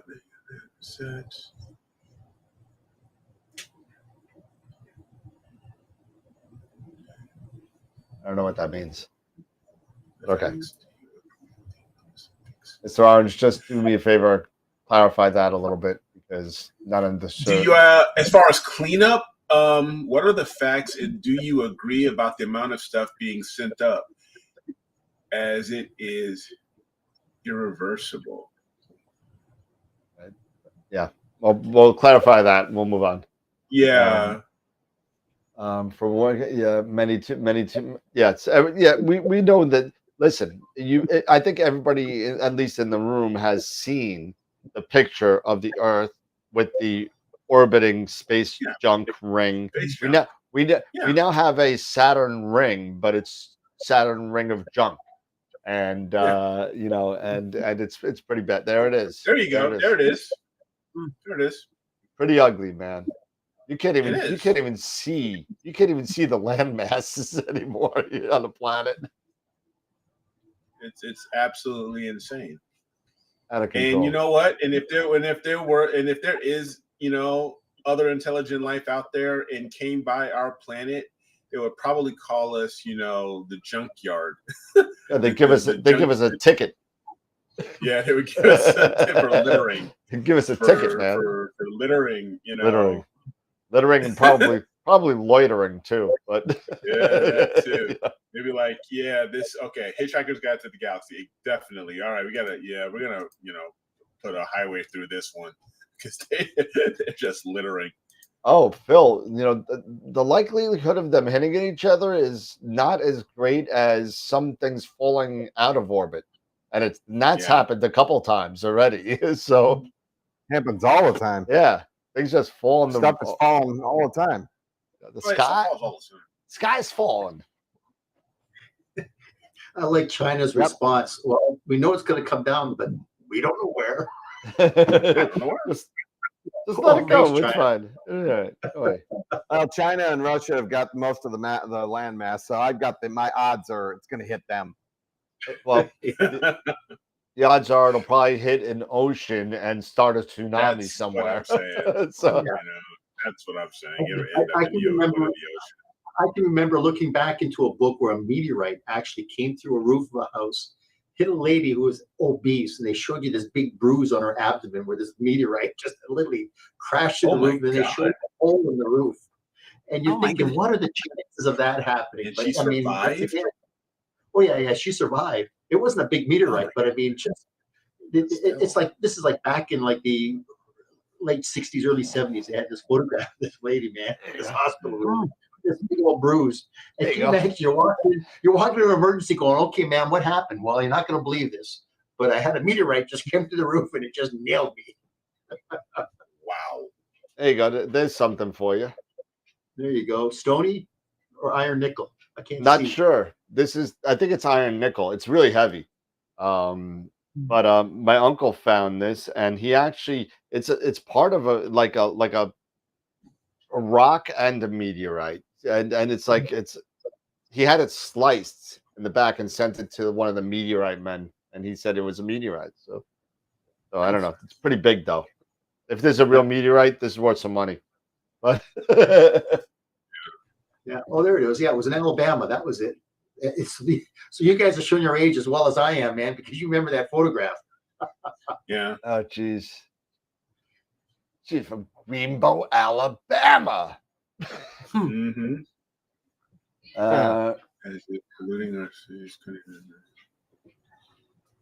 Well, you know what, Mr. Orange, I'm not going to disagree with you on that comment. But it's not just, you know, our generation. This has been going on. It's been going on since the space race. I mean, this is not. Yeah, it's been since the space race. 1959. It's been going on. Yep. Yeah. So that wasn't part of my generation. I'm a Generation Xer. So we contributed. I don't even know what I am. Well, you know, I can tell you. You're Gen X. Am I? As a Floridian, the one of the things that's big down here in Florida is maintenance of our waterways and the Gulf. You know, and they have entire programs devoted to that. They've got huge ships. You know, that's all they do. They're coastal ships, and they go along and they just clean the coastal waterways, and they do the beaches. They have these huge machines that go out and they just literally comb the beaches. So here in Florida, they're doing a pretty good job of picking up after themselves. Way to go, Florida. Well, it brings up a good point. Did they ever raise that vessel that was off Portugal's or Spain that had all those expensive cars? Remember it caught fire and it sank, and it had the Bentleys, the Porsches, and the Ferraris. Did they ever raise that up? I mean, it was big news for about 3 or 4 days, and it just disappeared. And I have no idea if they ever were able to raise that. That was just a few months ago, wasn't that? That was like about 4 months ago. Yeah. Okay. Yeah. But It's heck, funny, I mean, they're not gonna raise that because heck, we've got I don't know how many freaking trash blobs floating around in the Pacific and the Atlantic, and nobody's doing anything about them. These things are huge. Yeah. Yeah, most of it's coming from China. Yeah. Yeah, I was just reading an article a couple weeks ago about this trash blob in the middle of the Pacific. And they're talking about like, there's ecosystems now living in this trash, which brings up a whole nother, like if they actually, get rid of the trash, which, really needs to go. I mean, they're going to be, basically getting rid of like ecosystems that have made their home in this trash. So now we've got this whole nother issue. Like I had never even thought of it that way. There's animals that are now living in this trash, and if we get rid of it, we're killing them. So I'm like, oh my goodness. I'm reading right here. It's called the Great Pacific Garbage Patch, and as of 2020, it was 1.6 million square kilometers. Whoa. And this is according to the Smithsonian. This is according to the Smithsonian. Smithsonian mag.com. It's between the two Coriolis effects, where it just literally is right on the equator, and it just kind of gets caught between both of those Coriolis effects, northern and southern hemisphere. It's just insane, and it's amazing. Yeah. Remember that shot with Buzz Aldrin, right? It is absolutely amazing. We actually saw the Earth coming up as Earthshine or Earthrise above the moon, and he looked at that, and Buzz Aldrin started to cry, and he says, "My God, look how beautiful that planet is. It looks like a marble out there. Absolutely, the Earth looks like a marble." Yeah, the Earth looks like a marble. It just looks like a beautiful marble with a whole bunch of crap around it. Yeah, and I've promoted this before, to our audience. But if you've never seen it, you should definitely check out the YouTube video. It's on YouTube. It's a video called "The Privileged Planet," and it talks about our, the rarity of what that great blue marble that we live on. How amazing it is! It's a great program. It's only about 60 minutes long, but boy, I tell you, it's really amazing. I mean, to your point, Scott. I mean, you take a look at what, the Hubble Wide Field. Take a look at the James Webb Wide Field, and it goes to show our little blue marble is nothing more than a grain of sand. It is nothing more than a grain of sand in the cosmos, and it's. Yeah, I mean they already what Webb have? What was it, WASP 399 or something, where they found, they analyzed water in that exoplanet's atmosphere. So I mean, there's water out there. Water can mean life. So I mean, there's nothing, liquid water, liquid water, H2O. Liquid water. Life by our standards. Pressure, temperature has a lot to do with the environment. So once again, life, as we understand, is based upon a carbon molecule with water. But what happens if, say, underneath the carbon molecule is silicone? What's underneath the periodic chart under silicone? Who's to say under a different gravity, pressure, temperature, you could have all kinds of different life forms. We just don't recognize it because we just don't understand that based upon our way of thinking. We need to have water. But it's interesting. Water is kind of maybe like hydrogen and helium. It's just going to be a universal molecule abundant in the universe. That's going to really be a game changer if that's the case. Yeah, absolutely. And we could have a whole bunch of hoarders running around from Star Trek. Feeding up on, what is it? He was feeding up on silicone. It was silicate, I think. But we gotta have Spock talk to it, though, right? The pain. They're already starting with the James Webb, photos, and Star Wars, Empire Strikes Back, the Death Stars, and and all this stuff, that they're looking for. Hey, you know what? It's already there. You don't know until you know. So I mean, and that's what it's all about. So hopefully, we know something after 10 billions and 15 years of, you know what I mean? But Now, getting back to actually what we were, talking about with, photography, there was a question way back up in the chat, and I spotted it. There was I don't know who it was. I've forgotten the name, but he or she was asking about filters and using filters, and different kinds of filters. So, I mean, that's a whole nother, can of worms. sure. And where to start with filters. So, I mean, whoever was asking about, using filters, maybe you could just chime back in on the chat.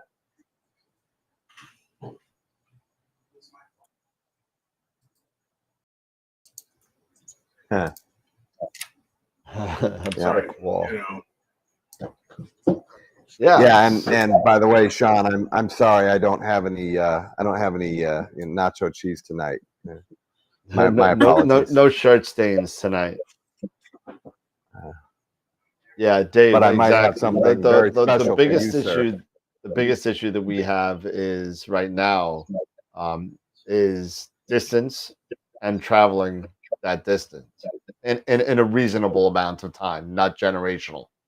So hopefully we all get to see the next wave of some sort of new propulsionary system, which will get us somewhere a little quicker, or who knows. Well, one of the big problems that you've got there is that you have to overcome. Wow, what the hell is blowing up my phone? It's Tegan. Oh, okay. One of the big problems that you've got there is overcoming Einstein's general theory, and that time is a physical property, that time dilates with mass, acceleration, and gravity. That the closer you get to a gravitational well, like a black hole, the slower time goes. The faster you get to the speed of light, the terminal speed of light, the slower time goes. So there are all kinds of problems, with getting to these galaxies that are thousands of light years away. I mean, there are spatial time problems that I don't think they're going to be overcome easily. I turn off the beeping, please. It's really loud. Yeah, right. Wow.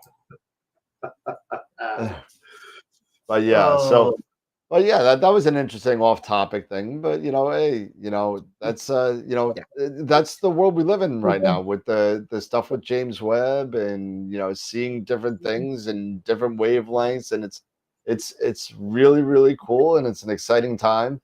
And hopefully, those mirrors don't get smacked by a bigger meteor. So, and then it's just more space junk. It's just a million miles away. But but yeah, it looks like I was actually tinkering around with images based off of the conversation we had, and the comments we had earlier about the 2600 and the 533. Yep. So I reversed it. So I went into Photoshop and I did the opposite, 533 to 2600 res, Yep. and it doesn't look half bad. I mean, I'll have maybe it looks okay. I wouldn't probably use it, but here I'll just share my screen here really fast and give you guys sure. What I'm doing here. So yes, Captain, it can. Very close. So here, can you guys see my screen? I'm trying to figure. There you go. Yeah, Tulip. Yep. Yeah, that's Tulip. And if I go here, thought I had, completed.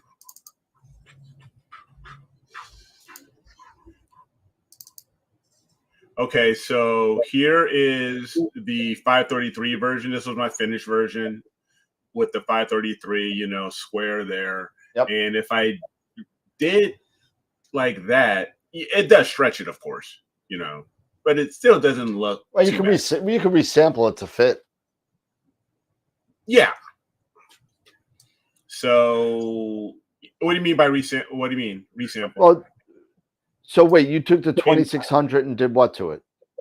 No. I took this 533. Oh, yeah. No, you can't. Yeah, And the other yeah. way you could do it, though, I think. The other way you can. This way you Yeah. can't. Yeah, you can. Yeah, that's going to definitely stretch it out because now you're pulling out the sides. Yes. Yeah. Exactly. So it doesn't work. It doesn't really work as well. So I was just trying to, theorize how it would look. I think it'll work the other way, though. I think it should be fine. But I think it may work the other way. Because now you're going from a wider to a small. It's just like you're cropping. Smaller. You're just cropping it. Yeah. Yes. Exactly. So, but I figured I would give it a shot just to see, just to theorize to see how it would look. But yeah, it is what it is. So I'll most likely I'm still on the fence. At some point, I may get a 2600. I may just and it may actually be a one shot because I don't want to give up my NBZ. I love that filter. That's great. I can't wait to get some more detail. I'm waiting for the moon, to go a little bit further away because the NBZ, even though it's a narrowband filter, it's bringing in your O3, right? So O3 and moonlight don't play well together most of the time. Nope. Depending on now, here's the question though: does that depend on especially on what your target is and where you're aiming your scope? For example, if I'm aiming it towards the at the north, and of course it doesn't, the moon is to my south. Well, yeah, if you're that far away from it, but if I'm shooting the dumbbell, which is pretty much almost zenith at this point, it kind of goes across and it goes zenith. The moon's still about 30 degrees away. Yeah. So I'm just gonna wait for the moon to get a little bit further away, and then I'll start it up again. But yeah, you're exactly right, Eric. Depending on your object and how far away your object is from the moon, shouldn't have a problem. I agree with you 100%. But in this situation, the moon and the dumbbell are just too close for comfort for me. And then I'll just wait. Okay. I'll just wait. That's all. Eric, you gotta throw it in Gigapixel AI. Gigapixel. Yeah. I'll have to look it up. Yeah, it's another program. It'll kind of squish it and resample it and get it back to the way it's supposed to be. Oh, and it's from Topaz. I see. Yep. You know what? I just used that one. I have it and I've not used it. And I think I had thrown up to the message like last week, looking for a removing background. I had to do a photo for my husband, for his lodge. Long story short, the gentleman whose photo they wanted to put up on the wall, he passed away unexpectedly in the fall, and they wanted a good photo of him to put up on the wall. So I had to do the background, but the only photo they had was a photo taken with an iPhone, and it was very small. So once, they wanted an 8x10. So once I was able to remove the background, put in a gray background to match the other photos that were on the wall, and I used that Gigapixel, and oh my gosh, what a difference. I mean, it went from being a horrible photo to an actual good photo. I mean, as good as can be expected of taking a cropped iPhone photo, removing the background, replacing the background, and then making it big enough that it actually, could be put, in an 8x10. I was pretty tickled with that. So that made just that one photo was worth it. So just throwing that out there. Nice. Yeah. Yes. Yeah, it was. I mean, 'cause that was, I mean, and especially, so let's say I won't go into the whole details of it, but it was very important for my husband and his, and them to have a good photo, and they just didn't have anything, and they really needed something of it, and it worked. It was definitely came in clutch. So, George, what email do you guys send the shared file? I thought we would drop it into You can drop it into the Astropod submission file. Google Drive. Yep, there's a Google Drive. Yeah, that's Just go to AstroWorld Web and submit your image, and it'll go right there to the Google Drive. I'm looking here. Scott, have you used Hyperstar? You have a Hyperstar. Yes, I do, and that's been one of the ones that I've been debating. Do I run Hyperstar or the back of the scope? Actually, the scope is ready to pull out onto the patio. I just need the weather to start cooperating. But I probably won't run the Hyperstar until we get a little further into the fall. Right now, I'm gonna try to just stay, back of the scope, 27-37. But I've taken that Hyperstar to task. I mean, I've opened it, not opened it up, but I've gone over it, looked at it. Really, it's an amazing piece of technology. The device itself is really nice. Now, the thing is that to buy a RASA is, unless you're going, the 11 I think is up there. The 11 RASA is the 11 is as far as a budget, because the 30, because the RASA 36 is like 13 grand. Yeah, that's exactly why I went with the Hyperstar, because there's just no way in hell I'm gonna spend that kind of money on a 14-inch RASA. Nope. No way. So the Hyperstar was $1,500. Yep. 2-inch filter. Yeah, and you tell them what kind of camera you're going to use, and they will build it to spec, so that all you have to do is basically just thread your camera right on the front of it. Do a little bit of collimation, make sure that everything is lined up correctly. And the collimation on that Hyperstar is they've got long knurled nuts, bolts, the bolt heads on them. They're long. They're like maybe 3/4 of an inch long, right? So they're very easy to grasp. And the collimation on that is really it makes it quite simple. I'm just trying to get a picture up. I just shot you. Hey, Dan, I just shot you a message just so you can update my info. But got it right now. Sweet. The Hyperstar for the 9 1/4. They got an 8-inch that is a very nice. There you go. There's an 8-inch RASA, and there's an 11, and there's a 30. Right? There's only three. There's the 8, the 8, the 11, and the 36. The 36, yeah, which is the 14. Yeah, which is the 14 inch. Yeah. I mean, if you're gonna do the RASA, or you're gonna do the Hyperstar for the 925, you might just look at the price of the 8-inch RASA. That might be a good way to go. Yeah, I mean, I know because of everything, the pricing has changed because of what's happened in the past and all the shipping stuff. It's actually gone up versus its original price. I believe it was originally around $1,400, and now I think for the 8. Yeah, for the 8, it was originally around $1,400, and now it's probably closer to $1,600 or $1,650 or $1,700. Yeah, and the 9 1/4 Hyperstar is going to run you probably at least $1,100. Yeah. So something to think that way about. You have a dedicated front camera scope. Fast. Yep. F2. Yep.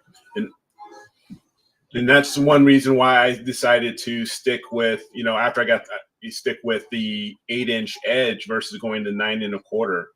Because one, I didn't want to actually end up having to buy more stuff. like Dew Shield and all that other sort of stuff, because it would all fit, going from Rasa to the Edge. I didn't want to buy extra things.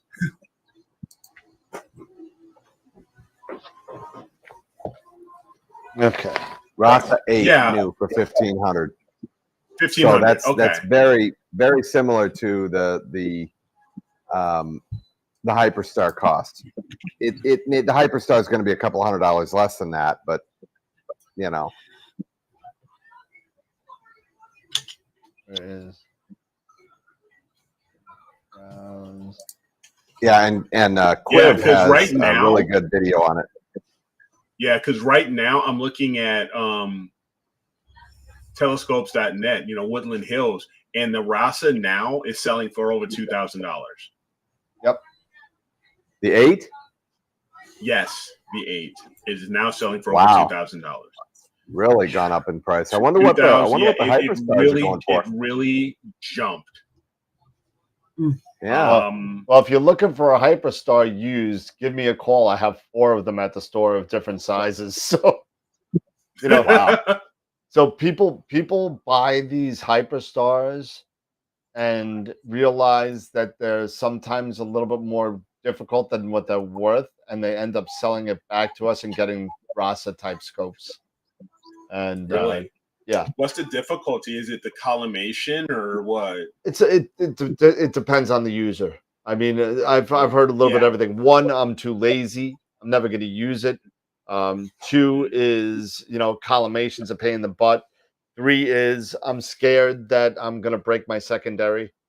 So there's a whole bunch of different things from different people. So I mean, that they're, for me, that is the reason why and this is just my opinion. This is the reason why these F2 systems, be it Rasa or Hyperstar, you need to initially have experience working, with these scopes, especially Schmidt's, and how to, work with them correctly. I mean, it's not a hard thing to take out your secondary and put in, take your secondary out and put in the Hyperstar. It's not that hard. You just need to know what you're doing. Yeah, there's that's some true. pretty good It's videos on it. definitely not for the newbie. No, it's not. So it's not. You should have some experience with this. Yeah. But what time? It's almost 10 o'clock already. It's just Oh my goodness, it surely is. We got some good news, and we got to give away a Masters of Pixinsight Class. So we got to get to that. Okay. Let's do it. Where are there over 14 Rasa for sale on? Why are there over 14 Rasas for sale on cloudy nights? So first thing, Jay, if you see a lot of anything for sale anywhere, take a look at the prices, and if it's too low, it's probably too good to be true. It's probably a scam. Okay. Also, if it's too high, you know what I mean? Just be careful. Look at the people when you're dealing with cloudy nights or Astromart. Look at the people. Look if they've done sales before. Look if they have any complaints. Rosses are a different animal too. Eric will be the first one to tell you he's got it. It's different. It's just a different monster. It's another tool to put in your arsenal, but it's not for the novice user. I think I'm lost. No. Did I lose your audio? No. Okay, you're good. Yeah, and you may need new filters. Yeah, absolutely. Working at F2, you need ultra high speed filters, and that's going to be an issue. But I'm looking at they're out there. They're for sale. Okay. And a lot of them, are just a couple. Some of them have some extras. They come with some have filters, stuff like that. But they're around 1,800. Okay. That they're selling for. So they're not it's not too bad, especially compared to what you can buy now. So you're saving yourself a few $100s. But I'm just gonna say it again, they're not for, you know, someone who's just getting into astrophotography. I mean, you just don't jump into those types of systems. People that want to they want to take pictures, right? And they've used nothing but a pocket camera or a phone all their life, and they're gonna turn around and buy a full frame Canon or a full frame Nikon, you know. And there's no auto on those cameras. There's no auto, you know. You can't set it to auto, and it just does everything for you. You know, you got to know what the hell you're doing. Right. So, you know, it's the same with a lot of these other, you know, systems. You know, you've got to invest the time to learn how to use it, right? You know, and you know, I've done that. I mean, I haven't really had. It's important to understand that the move that I did, you know, coming down here was brutal. It was hard, and it wasn't just moving into this house; it was moving careers. You know, so I've been taking several months, you know, building my career back up. That eats up a tremendous amount of time, you know. So believe me when I tell you, my system is not going to stay in a closet somewhere. It is not. I'm just eat up for time right now. I'm amazed that I can do this twice a week, you know. So it will not stay in a closet. Trust me, it won't. It's going to be out there in imaging. I'm just getting settled. 50 years in one location, baby. 50 years in one location. Wow. And all of a sudden, I moved 6 states away. Wow. Yeah. Wow. Yeah. One thing, because Jay said, so Rasa or Hyperstar? It depends. It would really depend on what you want, on what you're willing to spend. I'll tell you flat out, it's an easy one for me. I'll tell you, it's not if the spending. If you already have one, get the Hyperstar. Yeah. If you don't have anything and you're just getting into this high speed photography, I would go Rasa, just flat off the bat. I would just get it. But that's me. Now, and now there are certain things that both the Rasa and the Hyperstar you're going to have to accept, maybe at a certain point, or just deal with. And the most common one is camera tilt. Yeah. There is, you know, that is the biggest issue with the Rasas. Doesn't matter if it's the 8, the 11, or the 36, doesn't matter. And the Hyperstars, it's camera tilt.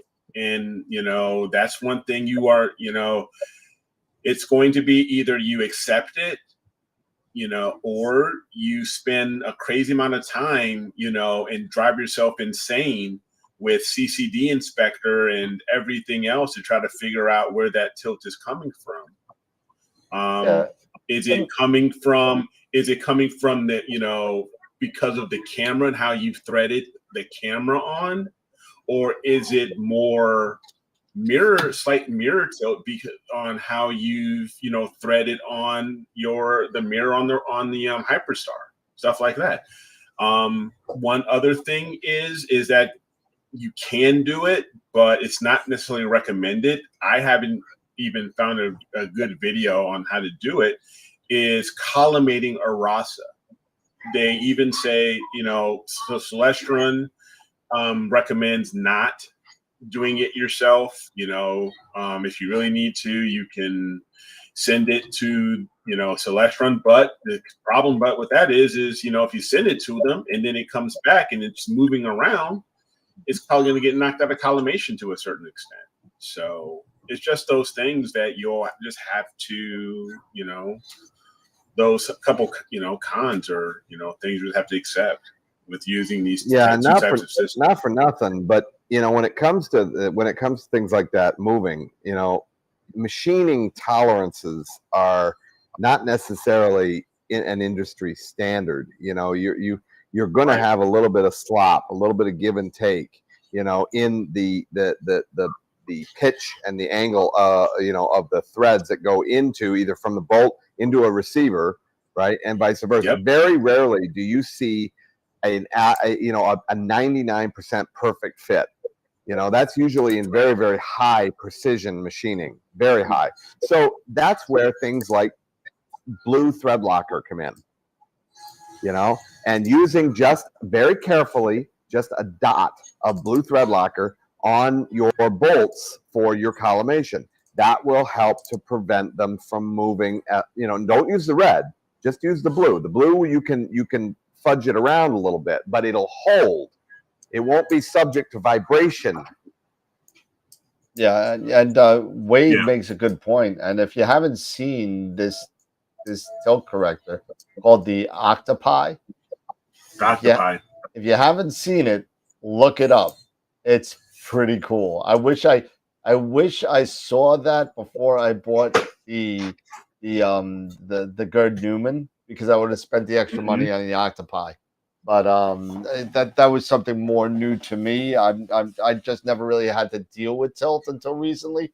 And you know, and I bought the Gerd Newman, which is awesome.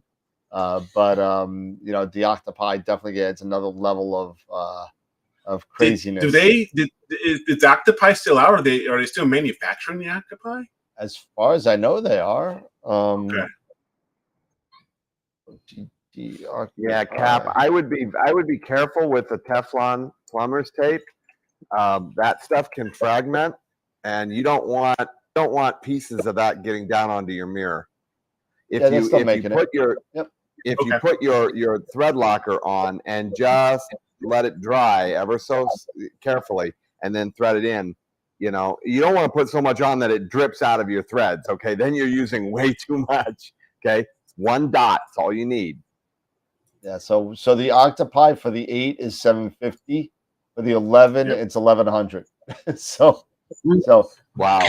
But we take a look at the video for it. There's a bunch of videos for it. I looked at them, and it's a pretty wild piece of thing for the Rasa. It's for the Rasa, you know. Yeah. It's not Hyperstar, just Rasa. Rasa. Yep. Yeah, just Rasa. All right, so let's get into the wheel here, because this wheel has exploded. I mean, it's exploded. Wow. Oh my God. So I just updated this. So this wheel went from 63. How many? It went from 80? 63. Now it's 82. Oh, wow.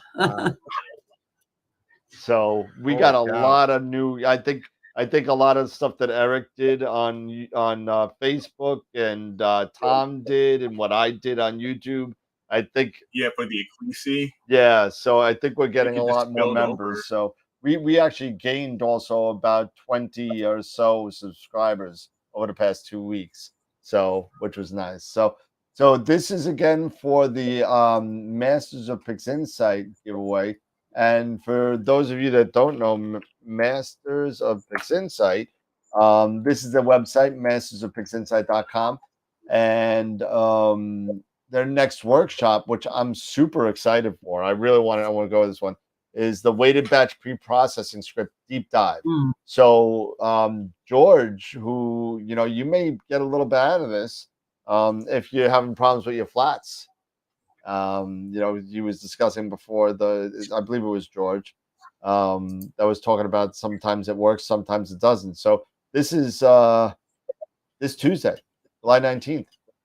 And for those of you that don't win it, it's $35. It's a 2-hour class. Go check it out. Yep. I'll be there.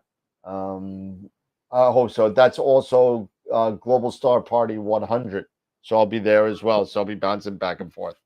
So but it should be cool. Yeah, so, and you know, not for nothing, but for those of the I've actually been watching the Masters of Pixinsight classes. I have purchased a lot of them. I love learning from these guys. They are awesome.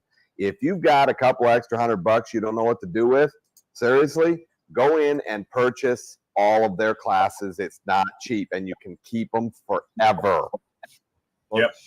Scott is obviously not trying to make money for the channel, but you've got a couple $100. You need to go to Patreon and get like a really big subscription to AstroWorld. So no, just kidding, everybody. These guys are great. And don't forget our buddy Sean Nielsen either, who does one-on-one lessons as well. So Yep. don't forget that. I mean, he Oh, I haven't forgotten Sean. I got something very special for Sean. We're not I going to know forget Sean you at do. all. I know you do. And Scott, hopefully in October, if you want to send me something via mail, I'm going to be hanging out with Scott, with Sean in October, hopefully, if all things work out, and I could give him your present for you, and we'll do a live shot of it.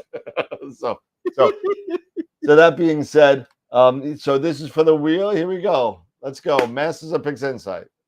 Big show. No whammies. Dennis. It No. is.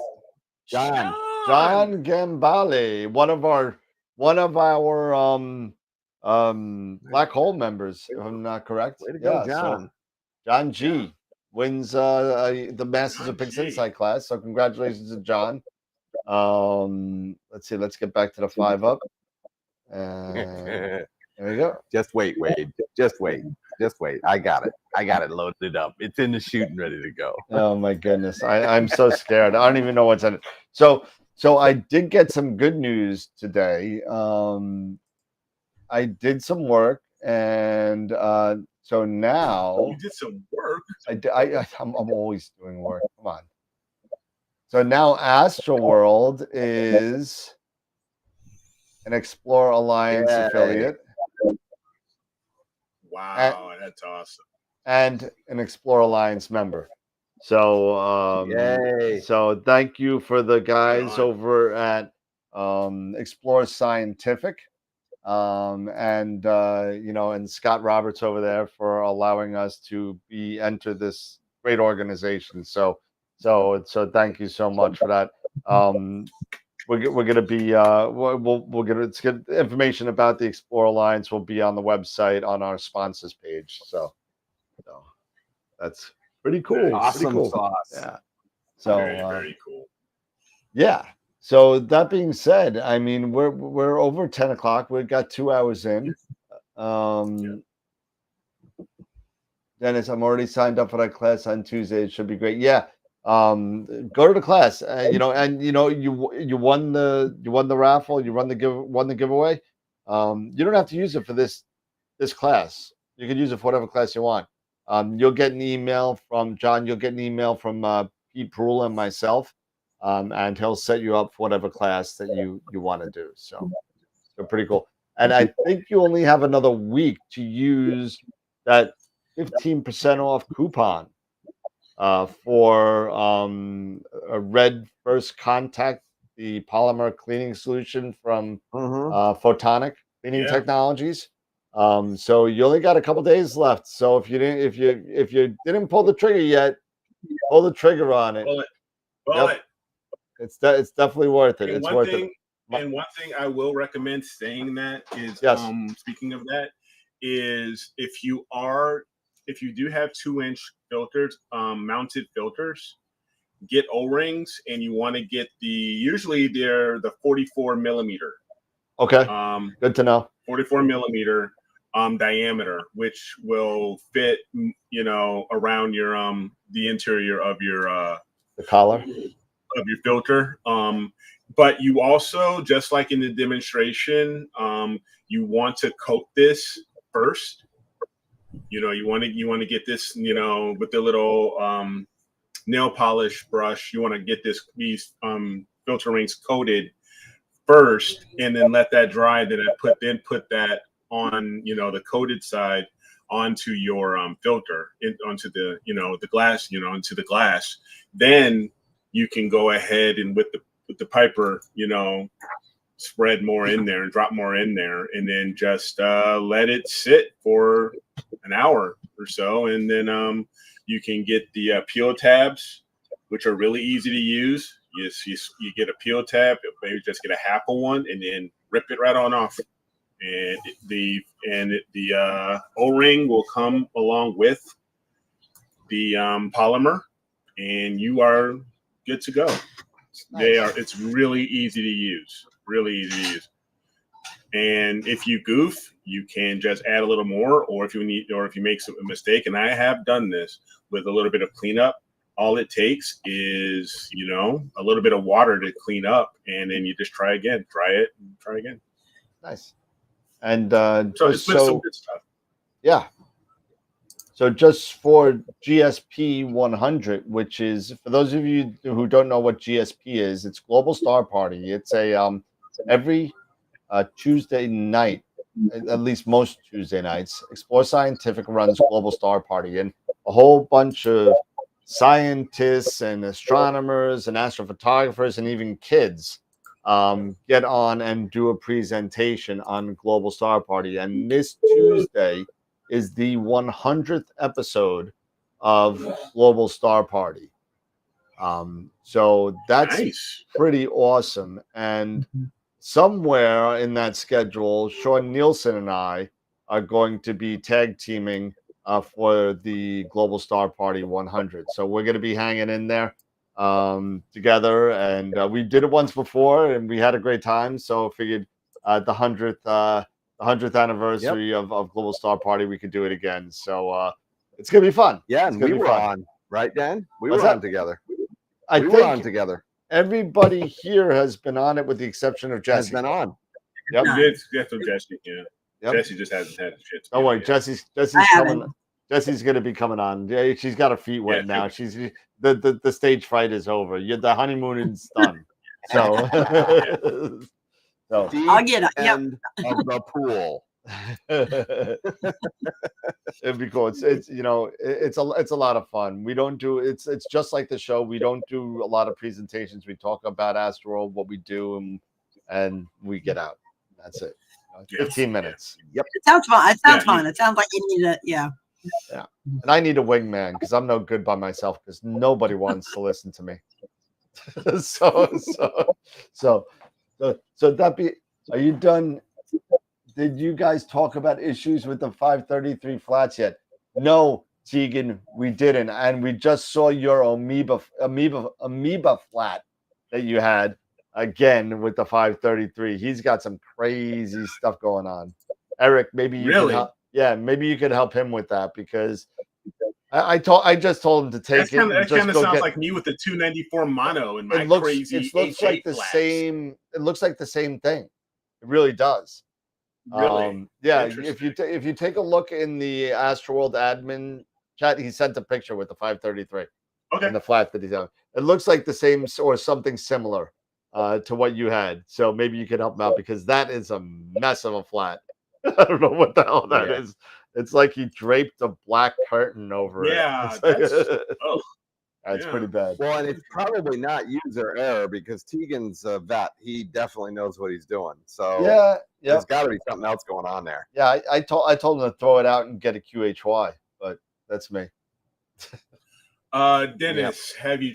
He's asking, have I tried to clean my Schmidt Cassegrain yet? No, because I think I would actually need more than what I have. More to polymer, do. right? Yeah, I would need more polymer to do that. And you know, I'm wondering, And, Eric, if cleaning the corrector plate like that with that polymer, is it overkill? Can you use just a really good you know what? Honestly, optical fluid? or some- I think it's a bit of overkill. I think that would be Yeah. overkill. I mean, I can That's see just my filters, mirrors, and such, but the corrector plate? But the corrector Well, plate, in all fairness, you saw the corrector plate that he did it on. That was pretty. unless my corrector plate is absolutely Yeah, it's horrible. horrifically disgusting. Now, Scott, I know where you're going because what we say on the show a lot, if you have a Schmidt, you don't clean it as little as possible. You know what I mean? You don't want to mess with the coatings. You don't want to. Now, Right. even though the polymer and he said it, and I posted all the questions on the blog on the YouTube, all the questions that weren't answered. Not on YouTube, on the website. I posted all of the questions on there. So if you had a question for Dave, and it wasn't answered during the show, he was so nice. He watched the show again to answer all the questions that weren't answered. And all the answers to your questions are on the blog, on the website. So that was really cool of him to do. So if you had a question and wasn't answered, it's there now. And if it's still not answered, let me know. We'll get an answer for you. But he also did say that it does not have an adverse effect on the coatings of No. it doesn't have an adverse effect on it. So, but that being said, when you're cleaning your correcting lens, just like with any other mirror, if you're not good at it, just leave it alone. Let a professional do it. Number one. Number two, just clean it as little as possible. You don't want to sit there and Right. clean it once a week. You're going to ruin it. Yeah. You know, I'll And be you I'll be honest. you want to make sure you're using a good optical cleaning fluid that's meant Yep. for it, Mhm. right? And the PEC pads. Don't use Yep. microfibers. Use the PEC pads. Yeah. That's the best way to go. I love my peg pads. Pete, you still there? I think Pete's No, frozen. I think he dropped. I think Pete's frozen. He's been sitting there a while, or his eyes are getting really dry. Yeah. But that being right. said, let's do a little final thought. It's like 10:15 already, and I'm ready to go to bed. Yep. Jesse's Jesse. like, yes. I'm getting there. I'm telling you. Yeah. Usually, like this time of the summer, like my schedule is already off, and it's like I'm ready to go, and I'm up till 1, 2, 3 o'clock. And this has not been the case this summer. I have been, I'm glad I can, for the most part, clear nights, set everything to go, image and park. So, because I am still ready to zonk out. I hear you. I'm just getting older something. So, but I guess I'll go ahead and just jump in. And it's like, great show. I feel like it's been like, weeks and weeks and weeks since I've seen you guys. So I was glad I was able to jump back in. And my final thought is take your flats. I'll leave it at that. Take your flats. Absolutely. Take your flats. Take your effing flats. Take them. Yes. Take the flats. Take the flats. All right. It's not going to take. It doesn't take that long. No, it doesn't. The flats. I call them flats are cheap because they're 2 to 4 seconds each. You don't have to sit there all night to do them. And just like I believe Wade said, best bet is to do them every night. Sometimes it's not necessary, depending how well you take care of your image train and you don't take it apart and all that kind of stuff. So you may be able to get away with a flat library like I do. But depends on your system and what you have going on. So yeah, and your comfort level. Yep. But they don't take that long, so you can do it like a library. You can do them after every session. I personally do them after every session. Especially with with the filter wheel and the LRGB, and I just knock them all out and just be done. No, but a good show, fun show.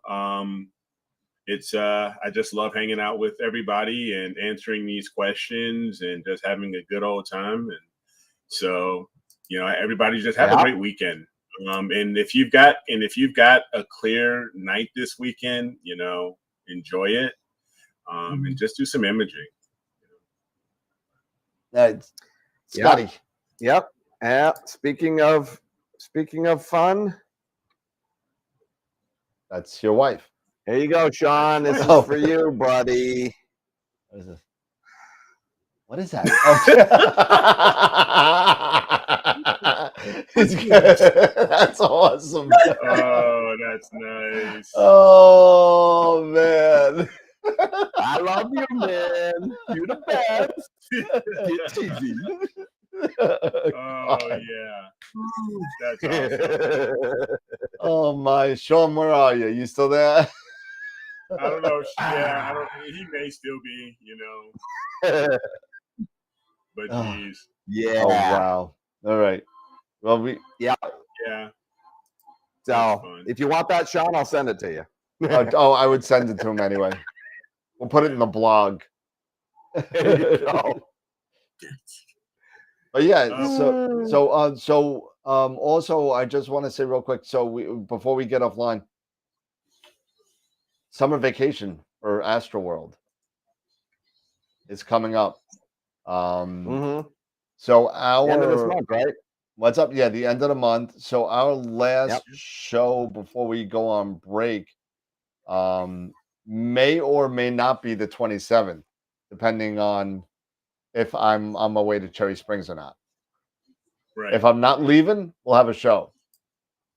If I'm leaving, no show. No show. And then I'm thinking that either you want to take 1 week or 2 weeks. I was thinking, I was just thinking a couple weeks. Yeah, that's what I was have a thinking. I was thinking hiatus. our next show would be like the 10th of August. Yeah. So that will give us like 2.5 weeks to kind of play D&D, recharge for the next 6 months. Yes. D&D? What's that? D&D is something that we really need to do, but it's been tough. It's been tough. Father's Day Are and we all that trying to kind of do stuff. that on Sunday? Thanks, Cap. Appreciate it. We appreciate you too. Thank you. Thanks, Captain. You're the best, bro. Thanks, Steve. A comment right near M. I think I made Sean cry. Yeah, there is a comment going by M10 tonight. So, all right. All right, everybody. Have a good night. And John G, you'll get an email from me tonight, and hopefully you'll get a follow-up by Pete within the next 24 to 48 hours. So thanks, everybody. Have a good night. Keep imaging, keep educating, and clear skies. And we'll see you, what's today? We'll see you Wednesday. See you Wednesday night. Wednesday. Have a good night, everybody. I solemnly swear I am up to no good. Oh, my God. I can't. My name? You killed my father. Prepare to die. Mischief managed. You killed my brother Nicky. No, wrong one. Bye for now. Wrong one. Goodbye, guys. I'll see you later. Have a good night, everybody. Oh, my goodness. Everybody, have a good night. We're dropping viewers by freaking the tens. So, all right, everybody. Have a good night. Bye-bye. Bye for now.